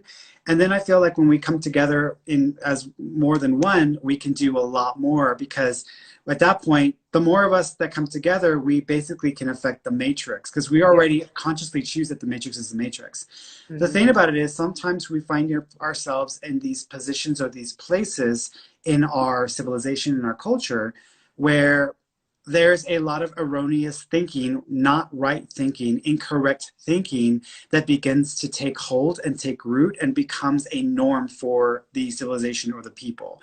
Right. And so like when we look at what's going on right now, there's a lot of people who have bought into a reality that is erroneous, that is not valid, that is not necessarily going to help them connect to source or to know themselves as source. And instead will only validate the individual, will only validate the thinking that is connected to fear, to lack. And so right now we've got that whole thing happening, but at the same time, a bunch of us are seeing that and witnessing that, and immediately at our core know this not to be truth and know this not to be the way it needs to be or supposed to be. And so it's causing us to reach out for each other. Like, do you feel this? Like, I feel it. I feel it too. I feel it too. And so there's a wave and connection between all of us, you know, where we are connecting in our most deeply loving, source-centered core beingness. We're connecting in a way where we may not completely grasp, all of us may not completely grasp the entirety of the universe, but we connect and we understand in this moment with the situation, this isn't right. This isn't okay. This should not be the way it is. And I think when we look at in times in history, this has been a trend or a theme that has happened. Like when you think of the Holocaust, you know, people, it took people a hot minute to kind of snap out of it and wake up. I mean, this had been going on for, I think it was like 6 or 7 years before anybody did anything about the camps. And so people were suffering and going through all that for quite a long time. And before people got on board with something's not right, this is not okay. Right. And then people came together to kind of put this in check this fear-based energy and human disease, because I want to call it a disease, is what it is, to check it. And I think now we're seeing that again. We're starting to see reverberation. It's like reverberation within our like energy fields, becoming aware of what is and what isn't, and what we should be supporting and sustaining and what we shouldn't be supporting and sustaining. Yeah, right. I think the basis of it is just love. You know, like that doesn't feel good to me. Yeah. It feels wrong. Even if it's not happening to me directly, it feels wrong. So I need to stand for it. And there are a lot of people who, which we'll get to it, I think, the next one, but are not using their right eye. You know, because they can't see. They're like this lady today. I was like, your lenses that you're using are incorrect, honey. Yeah. You know, like it's very basic. But you know what though, and something that I've been finding, because something that I offer that I'm actually going to make it a service because it's so fascinating. But something that I do for people, especially with students who are psychic students that are developing with me, because they keep a dream journal, and when they send me dream journals, I basically am going through it and I'm assessing and I'm breaking it down for them to help them understand what is going on within their inner being. Because part of becoming more psychic and sensitive and just connected with your intuition is actually listening to your intuition. And the intuition that we all possess, that we all have, is that inner form of communication, an inner form of beingness that is aligned with right thought, with love, with compassion, etc. Yeah. And what I've accidentally discovered is that a lot of people are not listening to themselves. A lot of people who are aligning themselves with mindsets or perspectives that are kind of focused on supporting the system or the status quo, defending the status quo, staying within this box of thinking, not seeing what others are experiencing, not seeing what others are going through, it's one thing for me to say it, like, I feel this is what I know to be true, this is what I feel at the core of my being from my spiritual perspective. But when you start to see other people's inner beings communicating to them the exact opposite of what they're doing, and it being so consistent and repetitive in their dreams, it's kind of fascinating, because I'm like, oh my God, you are totally getting guidance from your inner self, and it is telling you to do something and to be aware and to understand, and you're doing the exact opposite because you refuse to accept that that is what it needs to be. You are choosing to kind of stay stubborn in your human thinking or your human mindset. And it's fascinating. I'm like, oh my God, I wonder how many people who are just like, lining the streets with, assault rifles ready to take everybody out are getting these messages from their inner, exactly, being told by their inner being, hey, fool, this is not what this is about. This is what this is about. This is how you need to examine. This is how you need to experience this. The path you're choosing isn't the path that's going to help you do this. It is going to cause you to feel pain and suffering. Like, they are getting these constant messages. And I'm just like, wow. Like, people always say, like, I wish my guide would talk to me. I'm like, they are. We just don't even realize it because we're not used to paying attention. Yeah. And also, I think it's looked at as wrong and scary and bad to pay attention to that. Yeah. Because even people I know are like, well, that's, because I follow my faith. Well, you also are making yourself sick. Right. Like, if you would just open just a little bit of opening will take you so much farther, because once you get started, you'll be like, well, damn, I want to feel more of that. I want to see that again. Like the other day, the cat went out the front. He was gone for like, I don't know, maybe like a day. And I started getting mama worried, and I was like, okay, I think I've told you this. But me and Kayla went on the front, and she was like, God, bring the cat back. And I was like, okay, cool. I said, let me go on the porch and I'll do it too, and we'll see what happens. And like 5 minutes later, he was like, meow. And I was like, see, if we just, because at first I was going to get anxious about it. I was like, why? If I want to call him, I can try, So I mean, we can do so much. That's what we came here to do, was have fun and create and connect and love each other, not this shit. Yeah. I mean, I think, you know, in any playground, you're always going to have kids that fight with each other, or that just are starting, you know, they're trying to know themselves through each other. Mm-hmm. And you're going to have squabbles and, you know, situations like that on the playground. But that doesn't mean that's the norm, and that should be the you know, the basis of everyone's experience.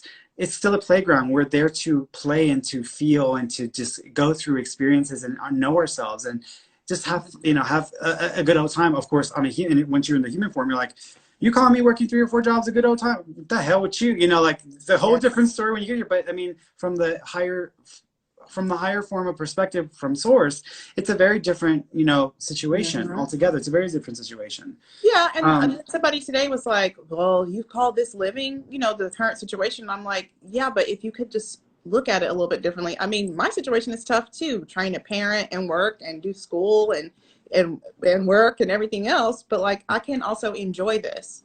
It doesn't have to be miserable, you know? Yeah. Well, it's almost like when you think of actual school, you know, knowing what I know today, knowing who I am today and what I understand about life and myself, if I needed to go back and do school all over again, starting from kindergarten all the way up, I would have handled a lot of things very differently, and I would have had a lot more fun and not been so serious, not been so like stuck in the mud, you know? And I think that's the point. When we leave this beingness, when we leave this, what this is for us, this physical construct, this matrix system, we look back and we're like, oh man, I could have, if I knew what I knew now, I could have had so much fun with that situation. I could have, you know, and that's what it's like. But we are like ready to get out of here. Just like when we're going through school, we're ready to be done with school. I'm so done. I'm going to graduate already, so I can be done with this hellhole. But we don't realize what we're missing and what the opportunity grants us in just being in that state. Yeah, you're right. What'd you write about that one? What, 38? Oh, yeah. Wait, No, we didn't read 37. Did you already read 37? Yes, Your notes? I read mine first. Okay. What I wrote down was, and I'll repeat the number 37. A miracle is a correction factor introduced into false thinking by me, which is source, higher form, etc. It acts as a catalyst, shaking up erroneous perception and snapping it into place. And what I wrote down was, the idea that the physical world and our human experience is the true reality is false. These miracles, synchronicities, and alignments force the awareness of experiences that are not accounted for by science and chance. These events and their frequency are delineations from what is within the traditional model of reality. To experience them is, in a sense, a wake-up call to the true reality that is beyond the physical matrix. And then I also wrote, when these miracles begin to show up, it means you are ripe and ready for the alignment of peace, atonement of what has affected your remembrance of source and being, and is a course correction for the lack of your perception of divine order. So there's a lot there, but you know, when I see these little mini miracles, when I start to encounter these synchronicities, I see it as like, I get it. Like, this isn't really what we should be so attached to. And not only that, but I also feel that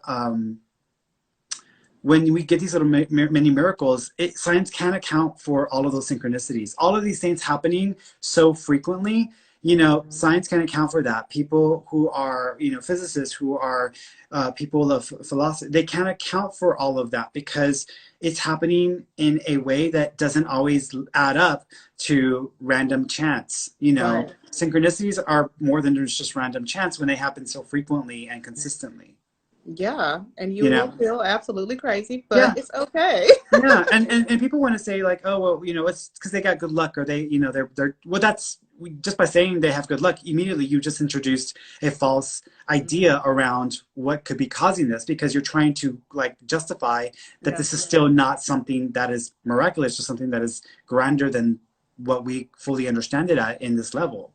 Yeah, and I think it's so odd, especially to be a country that the majority of people say they're faith-based, they have religion and they believe in God, but they also close themselves off to miracles. Yeah.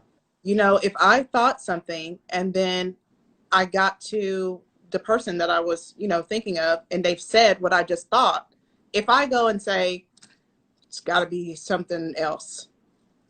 Then I'm just taking away that miracle, that thing that says, wow, we really are all connected, that we could line up that precisely, you know? Yeah. Well, most people, they think if I go to church on Sunday and I read from the book and I call myself a Christian or whatever, and that means that I am a follower of God, or I am aligned with God, and I am going to, and this is God, this is God, this is not God. This is why this was repeated in the New Testament. Like, God is not in a church. You cannot find God in a church because God is not in the church. God is represented in the church. God does not exist in the church. We bring God in with us. We are the connection. We are the bridge to source, to higher form. Right. And so when you go to church and you pick up a book and you just sit there and read, there's absolutely nothing heavenly happening with that moment. There's nothing going on in that experience that is allowing you to experience source or form. What you're doing is you're just simply following the routine. You're just simply producing the protocol that people say is necessary to experience and to be this thing that they want to associate themselves with, but it really isn't. What I found through my experiences is that if you want to really connect with source, you can do those things, but you have to put it into practice. You have to feel for the connection of God. You have to feel for that presence of source. The easiest and simplest way to do so is simply to experience love without requiring love in return, and expressing it in any way, shape, or form that you can. Because what will start to happen is, yes, you're going to have people who don't appreciate what you've given them. You're going to have people who, but if you still continue to give, there's some level of openness that begins to happen there, where it doesn't really matter whether they completely accept or appreciate it or not, because you're, at that point, you are connecting with that higher beingness. And there's a feeling, it's hard for me to describe, because I grew up in Catholic church. I went to catechism. I went to church every Sunday, sat in there, listened to the priest, and rarely did I feel the way that I feel when I'm practicing my connection to source now, and I'm just taking a walk in the trail. Like, there's a feeling that is so hard to explain. And it's just this like knowingness, like, oh, I don't feel threatened, and I don't feel like anything can diminish me, because I am source. We're all source, and we're so stupid that we're so confused all the time. Like, what's wrong with us? But it's like, in that moment, you feel the connection, and it zooms right through you. Oh yeah. Like, and I'll tell you that, like, just sitting on my porch, every time my red birds show up, and we had birds show up right after the cat thing, and I was like, yes. And me and Kayla high-fived, and we were like, see, if we could just do that instead of getting all bickery with each other, we would be such magic. You know what I mean? Because we have that ability, and instead, we get upset and when we could just be like, you know what, let's just go meditate. Let's do it together. Or, whatever we need to do. But when I'm sitting out there, I start feeling warm from like right here, and it just like comes down, and I'm like, oh my gosh, like, this is amazing. Like, I'll even say sometimes this is magnificent, because I never felt that before. I started being open to it and just accepting and allowing that God really does work that way, and we really all are connected, and we really all are able to do this work. And it's a beautiful thing when you come to it, because it allows you to stop being miserable first and to really see. Go ahead.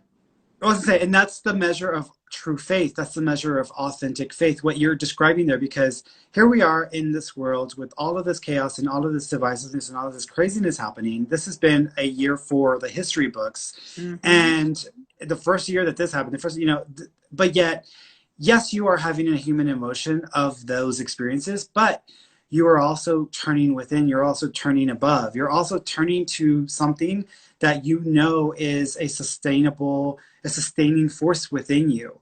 And you're doing that in the midst of all of this craziness. That is true faith. That is true faith, because it isn't a forced choice or a forced perspective. It's a way of being. It's an experience that you're called to be, even with all of this. That is faith, because there's a system of belief and of trust there that is happening, that is being built on the ashes of chaos, and yet it exists and it's strengthening. That is the measure of That is the measure of mastership. That is the calling card of a master coming forth like a phoenix in the flames. So I better rise, bitch. We all can, though. And actually, I think this week is a good time for people to be coming into their awareness and their knowing and just saying, you know what, I can break free of whatever is holding me. So if you believe that you can't work for yourself, me sometimes, Yeah. break out of that, you know, Yeah. like you can do it. Like you're covered always. So anything that you really believe that you can do, if you have that trust and the faith, you'll get caught. And if you Yeah. fall down, that just means you got to go learn something else before you can do it, you know? Yeah. Now, people don't need to get that twisted with what they want in vanity versus what they want in Purpose. inspiration and purpose. Exactly. Because when people want something out of vanity, like I want to be rich, I want to be famous, I want to do this, I want to do that. That is not life's, that is not Source's biggest mission for you. We didn't all come here to be movie stars and to bling bling. We didn't all come here for that. You know, we came here to have a human experience, and that is not the epitome of human experience. The epitome of human experience is when you are in the midst of darkness and you can flicker and see that flickering within you and say, oh my God, and then you can light up, and at that point you become this light of divinity within the darkness. That is why we came here, and we have experiences in life, human experiences, that help us to kind of get to that point. But it's not about you can bling bling like Kim Kardashian, but her bling bling is gonna, you know, that bling bling is going to degrade and dissolve and turn into dust, because it isn't real. It doesn't really exist. It's a illusion of form from a mindset of ego. So that doesn't mean that she's a horrible person or that that's a bad way to live. I'm not saying that people who are famous or rich are bad people. I'm just saying that there's a vanity there that exists that doesn't really serve the soul on a deeper level. Maybe the experience does, but the vanity doesn't. But when you are in purpose, it's a completely different mindset and focus in that way. What is it? 38. Go for it. Okay. The spiritual eye is the mechanism of miracles because what the spiritual eye perceives is true. The spiritual eye perceives both the creations of God and the products of human beings. Among the latter, it can also separate the true from the false by its ability to perceive totally rather than selectively. It thus becomes the proper instrument for reality testing, which always involves the necessary distinction between the true and the false. Absolutely. Isn't it crazy that, like, when I read that, I was like, girl, it's like, this book is ridiculous, because every time we do the study, it's like, I just learned the lesson, or I just got it the week leading up to the, like, us doing this. And I just did a live going on talking about how intuition and that deeper sense of knowing and connection with source allows you to see past the bullshit. And it's about sensing, you know, it's like, it's one thing to be psychic or to be asensitive. And people always want to, like, oh, I'm psychic, so I'm a spiritual being. No, baby, you just are using skills that you had from the beginning of time. It's not about the psychic skill. It's about the perception of beingness. It's about the wisdom of everything that you've been and everything that you are, connecting and being a part of the psychic ability and the psychic senses, which we call intuition. And there's a wise intuition, and then there's just intuition. And so I believe this is referring to the intuition. It's not referring so much to the psychic eye, it's referring to intuition.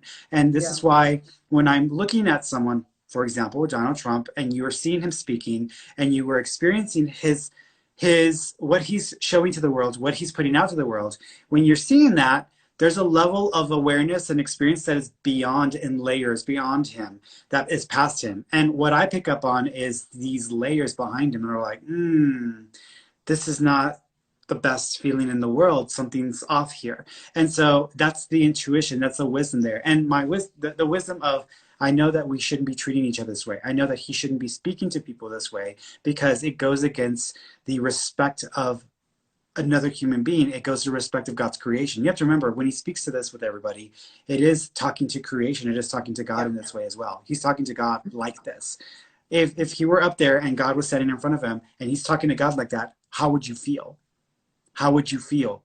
And so this is what he's doing. And we are all guilty of this. Yes, people say, well, he's not perfect. No, he's not perfect. None of us are perfect. We're here to, specifically not to be perfect, but we're still here to cut through that and still build ourselves up past that limitation, because it's a low vibe energy. That's a low level way of experiencing life.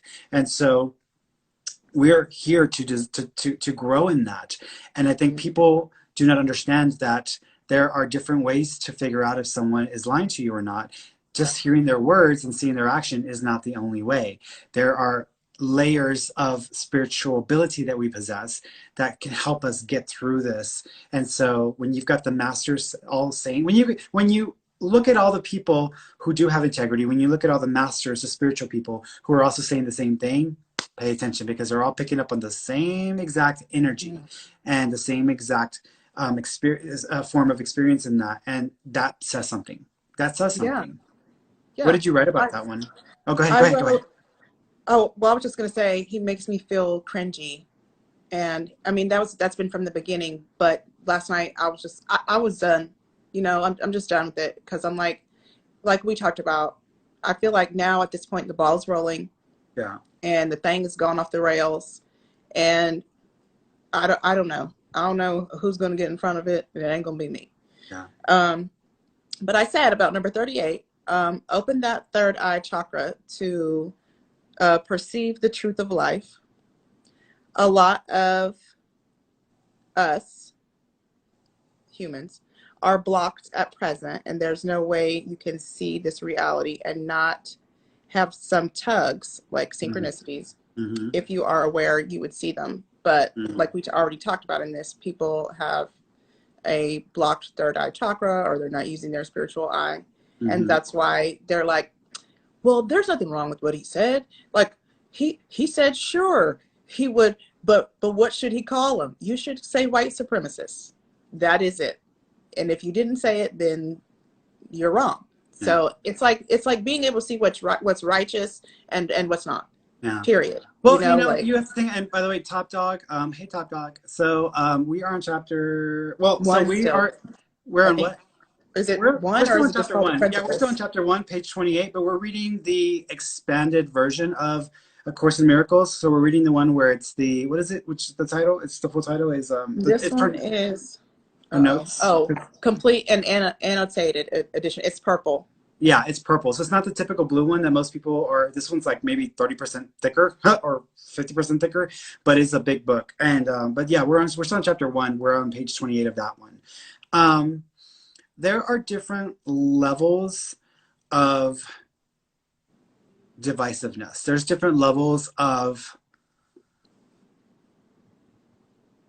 when you only. I'm trying to find a word that is like it's more. I don't want to say xenophobic. I don't think xenophobic is the right word. Where you only focus on your own. It's almost selfishness. Let's call it selfishness. Selfishness. There's different levels to that. And honestly, all levels do not align with the highest form of source and beingness. All levels are just representations of different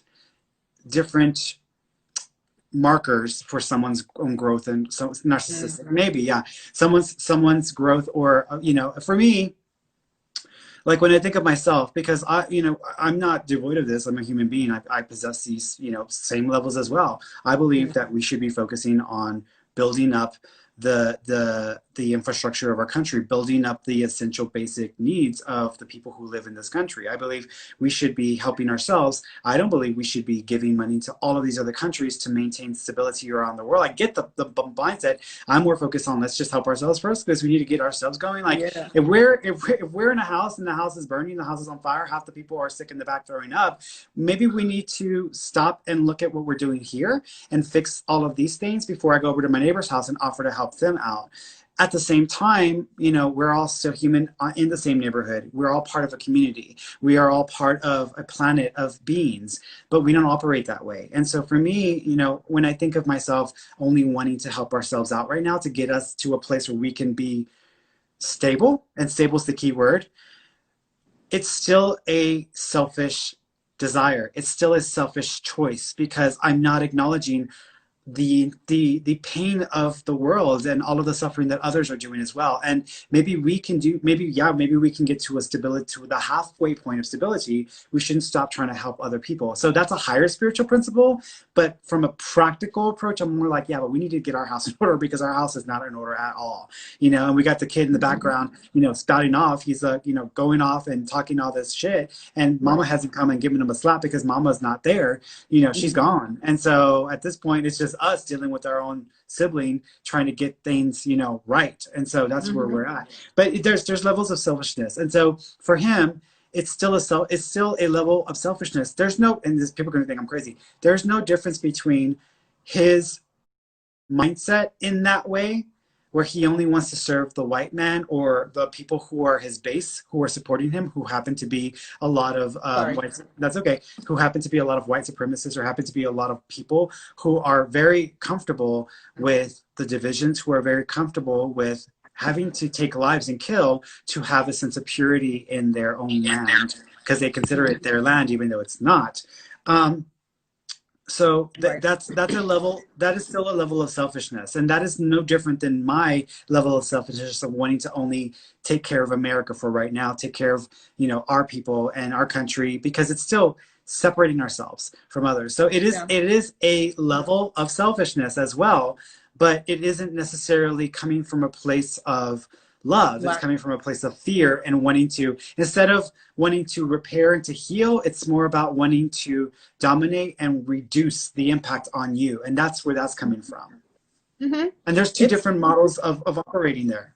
Yeah, it's exactly that. It is white supremacy and a fear of being wiped out, because I think we were talking about this maybe on our other show, but a fear of like being wiped out by people of color just because they have the right to live abundantly, which doesn't necessarily mean financially. It means we are here and able to create, like, is our birthright with a free and abundant mindset, instead of being reduced to always lack because of the way the conditions are in this country. So just like you were saying, even though it is a selfish mindset for you to want us to fix here, it's just like what Jesus said to his disciples. Before you can do something for somebody else, you need to do it for yourself. So we're not balanced here. So and people don't get that. People don't get that. And there's no difference between loving yourself and doing for yourself and doing for others. And if you are so deficient in supporting and loving, period, you're probably the first person to take the hit, and you're taking it from yourself. The minute you address that and you start to work on that, then you begin to spill over with love and with opportunity and resources, and then you can give that to others. You can share that with others. And it is so wonderfully sweet when you're in a position where you can do that, not only from a financial perspective, but also from a love-based perspective, from a perspective where you do not have to consider a loss, because you see nothing as a loss. You see it only as an opportunity for expansion and love. And so you can continue to operate from that mode.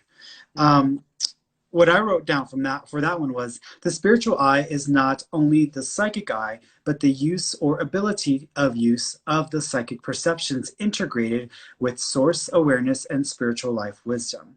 This authentic spiritual perspective allows one to experience and identify the grander scheme and mechanisms of source, as well as the structural thought mechanisms of humans within the physical matrices. Matrices meaning that we exist in a matrix reality where all of us as souls got together, we agreed this was going to be it, and we came into life, forgot, and we're living as human beings and personalities.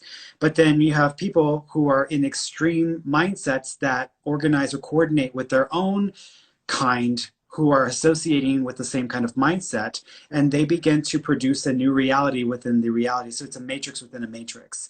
And so that's where we have, and this is what Kendall and I were talking about last week when we were talking about many lives, many masters, where within every person there are many mansions, and so every person's mindset, idea, sense of reality is based around what they accept and what they engage with and what they assume is reality. So we've got, and this is what we were talking about with the film that we just watched, the documentary, The Social Dilemma, which I suggest everyone watch The Social Dilemma. If you want to get a handle of what is happening in our world today and why everything is happening in this year, and what we can potentially do to begin to either slow that down or stop that completely, watch that film, The Social Dilemma, because you will understand all the craziness and why we're turning on each other and gobbling each other up. But when you live in a reality that is self-fulfilling, it's almost like a self-fulfilling prophecy. You're fulfilling that prophecy for yourself, so you believe that that's the way that it works, and that this is a prophecy that is real. But you're fulfilling that for yourself. So you are filling in all of that, and so your reality becomes this very fixated, focused Yeah. sense of like reality and experience and beingness.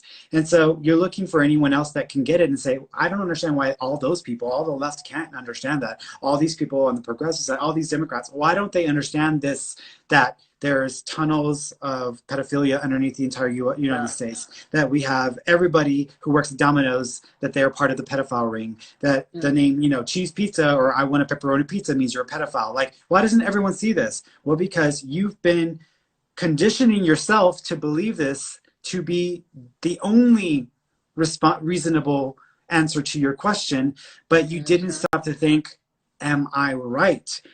Is this exactly what it is, or am I seeing what I want to see? And it's because there's a sense of like, well, because I feel supported, I feel nurtured, I feel like this makes sense for me. Okay, but that's an opinion. That's not necessarily the reality of what we all established as being the reality in the Matrix. So, Right. Like I would have to go to the pizza restaurant myself, I feel like. well, that's what Because it happened with was that guy. so That's what happened extreme. with that guy. Yeah, where he went to that guy who thought that the Domino's pizza in his neighborhood, that underneath the Domino's pizza there was a huge bunker with. Did you see that in part of the movie, or you didn't get to that point yet? I haven't got there yet. Okay.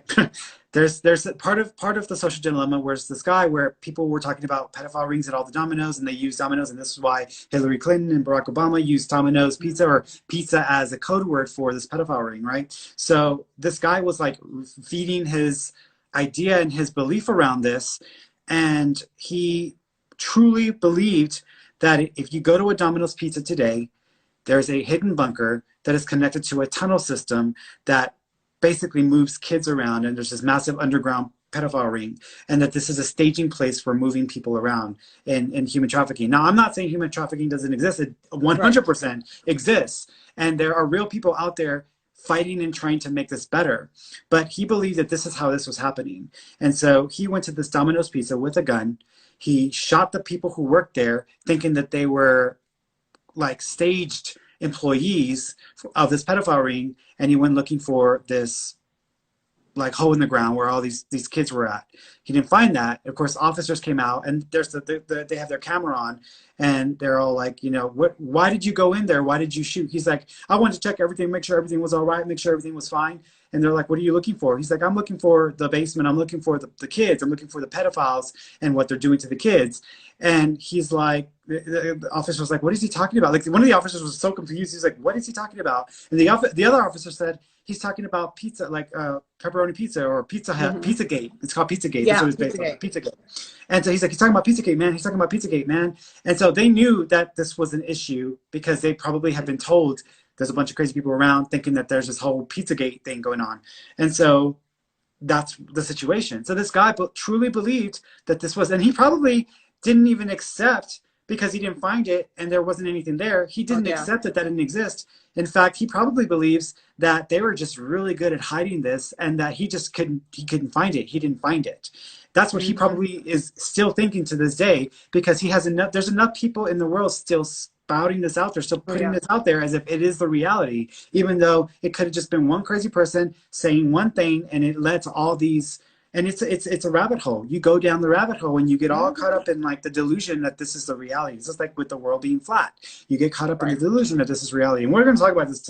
We're going to talk about this on Saturday when we talk about our show, because this is going to be, and you need to be finish watching that, because we're going to talk about that on Saturday. So the other thing I said was the most miracles you experience, the more warped your matrix reality becomes, and an energetic reality awareness becomes prominent. In other words, when you start to have so many synchronicities, so many miracles, it starts to change the pliability of how reality really is. And the grand matrix, the physical reality matrix, is what starts to kind of, it doesn't diminish, it doesn't stop, it just shows you all of the other holes in it as well. And this has been my experience, because I've seen this happening as well. This is why we have phenomena where you may have stories of people levitating, where you may have stories of people flying, or stories of people like having these powers that are way beyond, stories of a woman lifting her vehicle up to get the vehicle off her child, because in that moment she didn't see herself as a human being in a physical body. She saw herself as a mother with the power to help her child, and she leveled up in her beingness, and she became God form. She became source form, changing the laws of nature, changing the laws of reality to save this child in her intent. So this is why we hear of these kinds of crazy stories, but they're true. And they exist because we wake up in that moment, and we're reacting to what is, to what needs to be changed. The last part I said,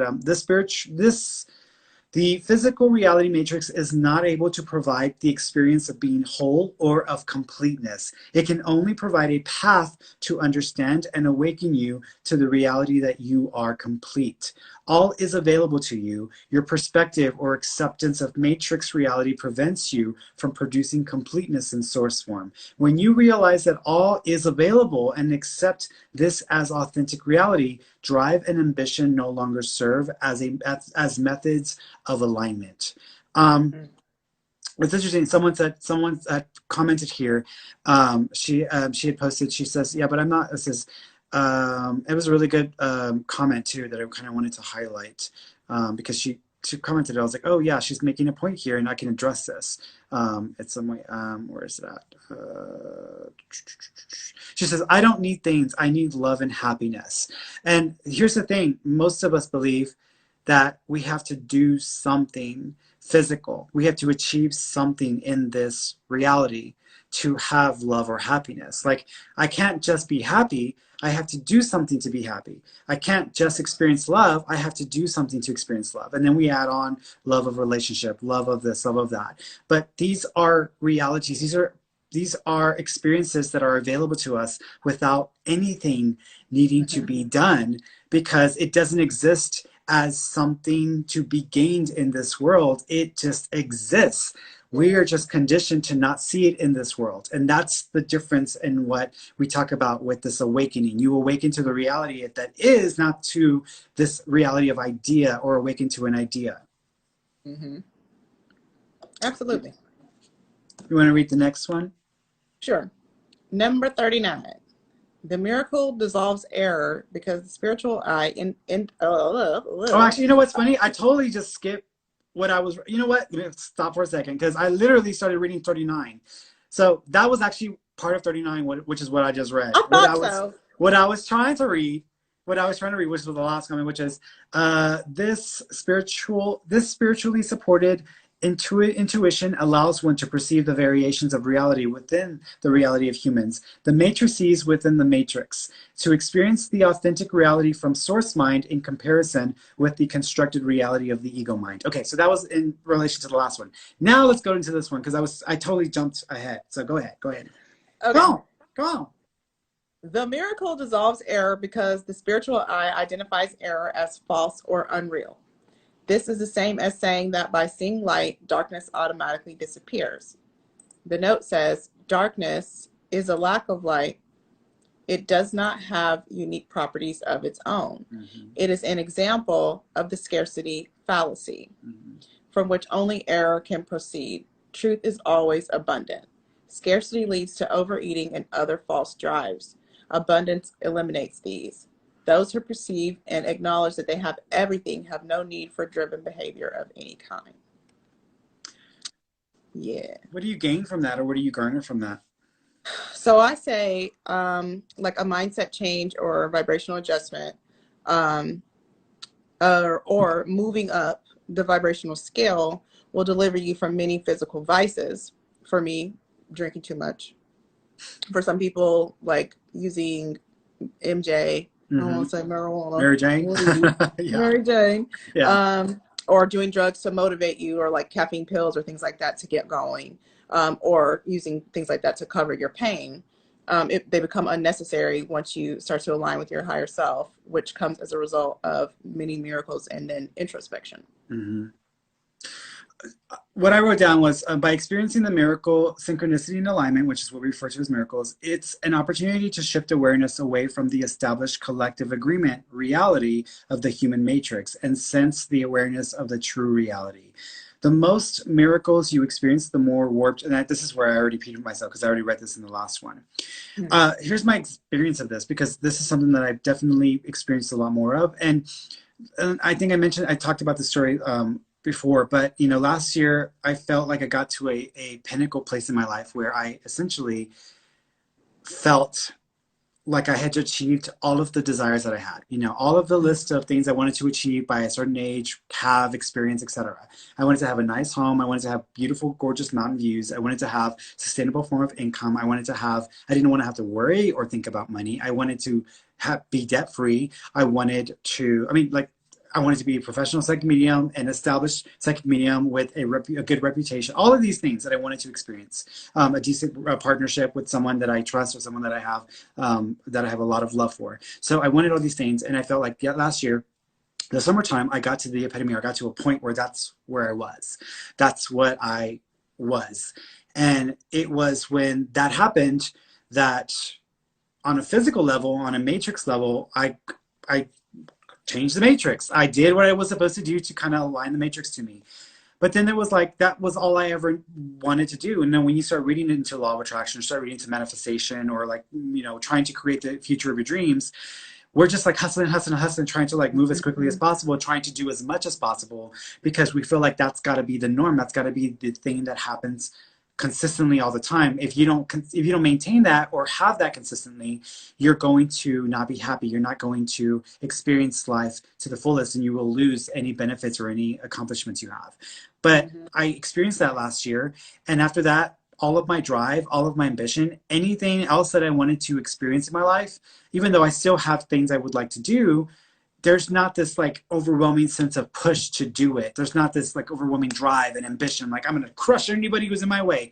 There isn't that sense anymore. It's just more of oh, I know that's going to be done. And I know I'm in cooperation with source. I'm in cooperation with life. I'm in a flow, and the river is going in the direction that I need it to go in. I just need to continue to feel my way through this, and to continue to honor the methodology and the process that I'm currently that's currently become my norm. Right. And it's a very different way of operating, because things that before were difficult to manifest or to create suddenly are just so simple and so easy. And I'm not even trying. It's I'm not even desiring, with all the stuff that I get in the mail, you experience this, when we just randomly get all this stuff in the mail. I this year gotten packaged in the mail, things that I wanted and thought of getting, but I just didn't get around to getting it, and they just suddenly show up in the mail. I don't know who ordered them, but it's it's there for me, and I get to keep them. And it's what? And it's easy things like that just are happening for me. And I was talking to Kendall a few weeks ago, because I watched Beyonce's documentary where she was at Coachella, and it shows how far. Yeah. Now, the show itself, I didn't really care for the show itself, because it's just not my kind of music. But her as a person, and what she does, and who she is, and how she operates, and you see her busting her ass day and night to get this done. And it's wow, she's really pushing herself and pushing herself and pushing herself. And if you just take it from that perspective and just look at it that way, it basically says you need to bust your ass every day and work so hard to get to this, etc. But when you look at her life outside of that documentary, she did go through several miscarriages. She did have to struggle and push herself to work past her marriage because of his cheating. She did have to do all of these things. And she even talks about how she felt motherhood had completely changed her, and she felt she thought she was living before motherhood, but then once she became a mother, it changed her dynamic and her perspective on life. Now, it's not about having a child that did this for her. It was about having a different experience that she had never had an experience with, and going through something that was something she couldn't control. And she's so used to having control. She's so used to dominating. She's so used to getting there. And this was not, life was sorry, but you don't get to do this the way you think you need to do this or the way you think you should do this. We get to walk you through this process and experience. You're just going to have to go along for the ride. And so it changed the way that she began to live her life. And that's the thing. And she may still have desires. She may still have intentions. She may still have things she wants to do. But that drive and that ambition, it doesn't seem to be there the same way. And she seems to have changed. And that's the point. That was the point of it. And I completely can relate to her because I went through the same process last year and I'm still going through the process. And now the things that I want to create, I made it clear, but you having this experience with me, working with me on projects, you see that it's really hard for me to be this busting my butt every single day, hustling person. Now Yeah. I work my ass off and I do a lot, but I'm not every single day 24/7 hustling. And to try to maintain that does not work for me. And it feels like I'm fighting life instead of going with the flow of life. I mean, that's where I'm at right now. Like looking at all the things that I'm responsible for, I'm like, some of this shit, some of this is about to get kicked out the door, because I just want to relax. And I don't want to sound lazy, but my birthright is to relax here. It is not for me to It's to live. It's to experience life and live here, right? Yes. Yeah. And sometimes that not- is lazy. Now, sometimes we're going to have to work hard. I mean, if you're giving birth, that's going to be that's going to be a lot of work. If you're producing a show or a series, it's a lot of work. If you're producing a business, it's a lot of work. That's all going to come along with it. But it shouldn't be a fight against you doing it. It should be a natural call into it when you feel propelled by that experience. And so that's what it is. And I think you have seen this with me and I've seen this with you now, that some things just start to show up and happen for us. And we're not even trying as hard anymore. We're not even having to push as hard like we used to and feel like, am I ever going to get a break? Now it's more like, okay, I feel like I need to do this. Do I feel like it? Am I inspired? Do I feel aligned to this today? Not really. Okay, fine. And then something is created that makes it work for us still, or spares us having to do it in that way. Yeah. I mean, and that's just being open to it. And like, I'm just really what I'm talking about specifically is like the way we are being asked to do school. Like, even though it's probably going to be something I have to learn to do it a different way. But I know that for me, in my life, the way it is now, sitting on the Zoom call for 6 hours is not how I'm trying to live. Yeah. Because, and it doesn't work for her either. So I'm like, why are we doing this? Because we're just trying to be inside the box for these folks. Yeah. We don't have to do that.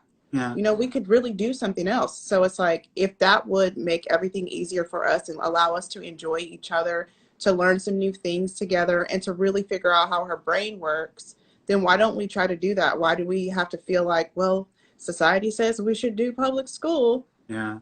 We don't have to. Well, and there's nothing wrong with public school, but I don't think that our public school system in the U.S. is just the greatest. In fact, there's a reason why we're one of the lowest countries in the world for education, because I don't remember jack from what I learned in school. Like, I still, to this day, there's a reason why I don't like math, because I don't understand it. I never understood it. I don't even know how I got through school with math, because I can't break equations down. I struggle with certain things that to this day I just cannot grasp it. Algebra, all that stuff, don't remember, don't even know how to do it today.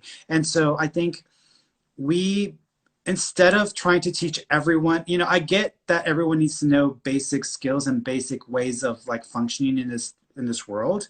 At the same time, we need to focus on teaching those who have some sort of a affinity or some sort of a push in one direction, and like let that be the evolution of them, because we're not all made exactly the same. Some of us are designed to be very unique in our form and fashion, and so there are some things we're going to excel at, while in others we're just not going to. And we shouldn't guilt ourselves or make ourselves feel like crap because we all can't recite Socrates, or we all can't remember Pythagoras theorem or whatever. So it's almost you know what I'm saying? It's almost like we all do not have the capacity to operate that same way. And so we should just focus on the strengths. And if someone wants to go in another direction, they can choose to go in another direction. There's nothing wrong with that. But there's work behind that. And it's the same thing. We shouldn't be wasting time on learning things that are really not going to help us as individuals uniquely in this world and being our fullest expression of self.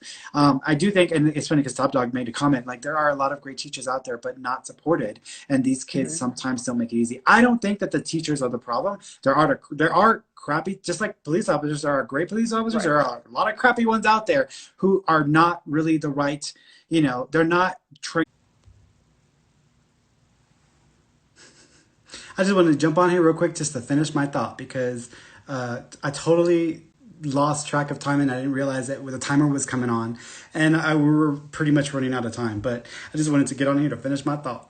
So let me let Michelle get on here real quick and then we'll finish our thought. We're pretty much done with like today's curriculum, but I just want to make sure that I, get a chance to finish our thought and then give her a chance to respond or reply. So let's see if she jumps on here. I hope she jumps back on here. Come on, Michelle.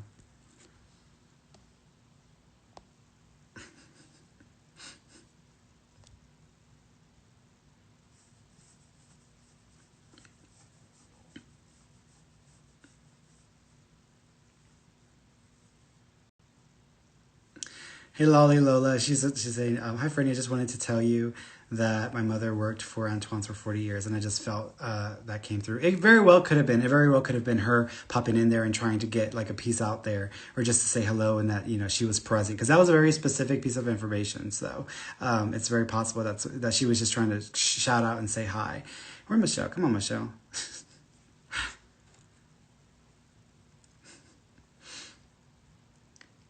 She's probably like, oh, we're done. And it wasn't an important enough point, so I don't have to get back on there. So she probably thought that. Let me see where she at. Let's see, girl. Did you get back on? I got back on real quick. Nope, she disappeared. Let's see. She gets on here real quick so we can finish our thoughts.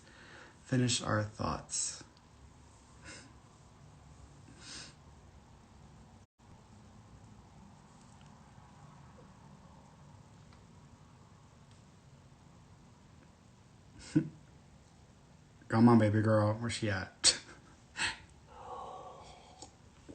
Let me message her. Say, girl, where you at? I jumped on just to finish. I jumped on just to finish my thoughts.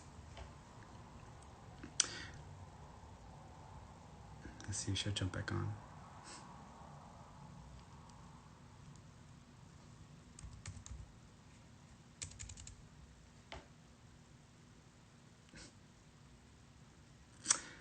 Well, anyways, I'll finish my thought. So if she don't get back on, that's okay. So thank you, Laura. I appreciate that. Yeah, I have a huge rule, and I try to live by this rule, which is my life needs to be to a point where I'm giving just as much as I'm taking. So it's almost like what I receive from the world, what I'm given from life and from source. I want to make sure that I'm giving just as much back. And so that's why I do a lot of free stuff, because here she is. When Michelle went to do some math. There she is. She probably had to run to the restroom. And that's what that was about.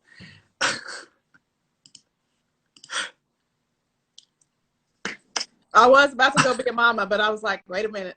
I just wanted to finish what I was saying. Yes. What I was saying is I don't think that the teachers are the issue. There are teachers that need to be trained properly as well. But at the same time, a lot of classrooms have become just babysitting clubs. They're not necessarily schoolhouses where teachers are given the opportunity to really teach, because they're having to deal with classrooms that are too big and not enough quality time with a instructor that has been, because it's one thing to go and get certified and get trained as a teacher, but the world that we live in today isn't necessarily preparing these teachers for the kinds of students that they're going to have.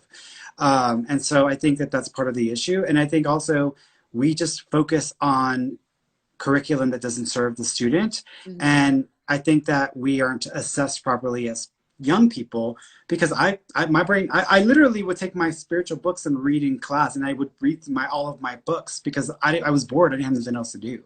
Mm-hmm.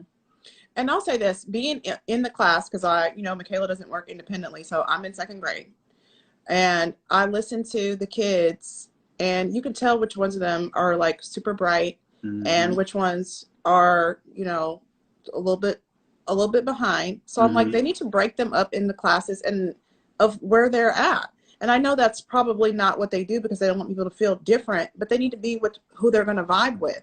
You know what I mean? Like, forget all of that. We don't want them to feel bad. Just make it fun for them. Make it feel good. Make them feel, that will help them to feel empowered when they're like, yeah, we're all answering the questions, as opposed to this one person answers all the questions, or this person always has the little anecdotes, and this person. So there's like always these kids who are like, Miss Such and Such, some intelligent thought. And then the other kids are like, she's special and I'm not. So it's like, it's all off balance, and the teacher can't really do the class because she's trying to have this side conversation, and I'm exhausted from it because I'm just like, oh my God. When you apply, and you can apply this to any category in our life, you can apply this to spirituality and to religious growth, because, you know, there are some people that they're just going to excel in spiritual philosophy or ideas, or incorporating that into their lives because there's a sense of beingness that is associated with their level of spiritual growth on a soul level. You've got some students, some people who are, they can't grasp all of these conceptual things. They can't grasp all of this structure and ideas and stuff, but they just need something to believe in, which is why when I had my conversation with Aja years ago, and I said, why do we have all these religions? If there's only one that should be it, why didn't you make it easy for everybody to come back to that? Why do we have all of these separate religions? And the answer was because we all walk with different pairs of shoes. We all have different sizes. And a religion is just an opportunity to experience yourself and source through a format and a structure that is identifiable for the individual. The problem is that people began to be told what to believe instead of choosing what to believe. And so when they began to incorporate in these belief systems, they became more, they started to become more enforcers of it because they felt like that's all they could understand or they could grasp, but there were other systems of beliefs or belief systems that would have served that person. But a person should really choose what's best for them, you know. And you can choose spirituality, you can choose a religious belief, you can choose just a path without a religious affiliation. You can choose, but you shouldn't force yourself to try to confine to a belief system when the inside of you is screaming and crying and dying, because it is so offensive to your authentic nature and does not support the relationship with source, and you continue to feel isolated and alone, and you continue to feel the darkness that is within you when it is not the darkness that you should be giving your energy and time to. So all right, everybody. Well, we're done, y'all. So Mama's gonna go. She's gonna go do her thing. I'm gonna go do my thing. Love you all. We will see you next. We'll see you Saturday. Saturday Yeah, on Facebook on the and podcast YouTube. show, and Wednesday next week on the study group. All right, y'all.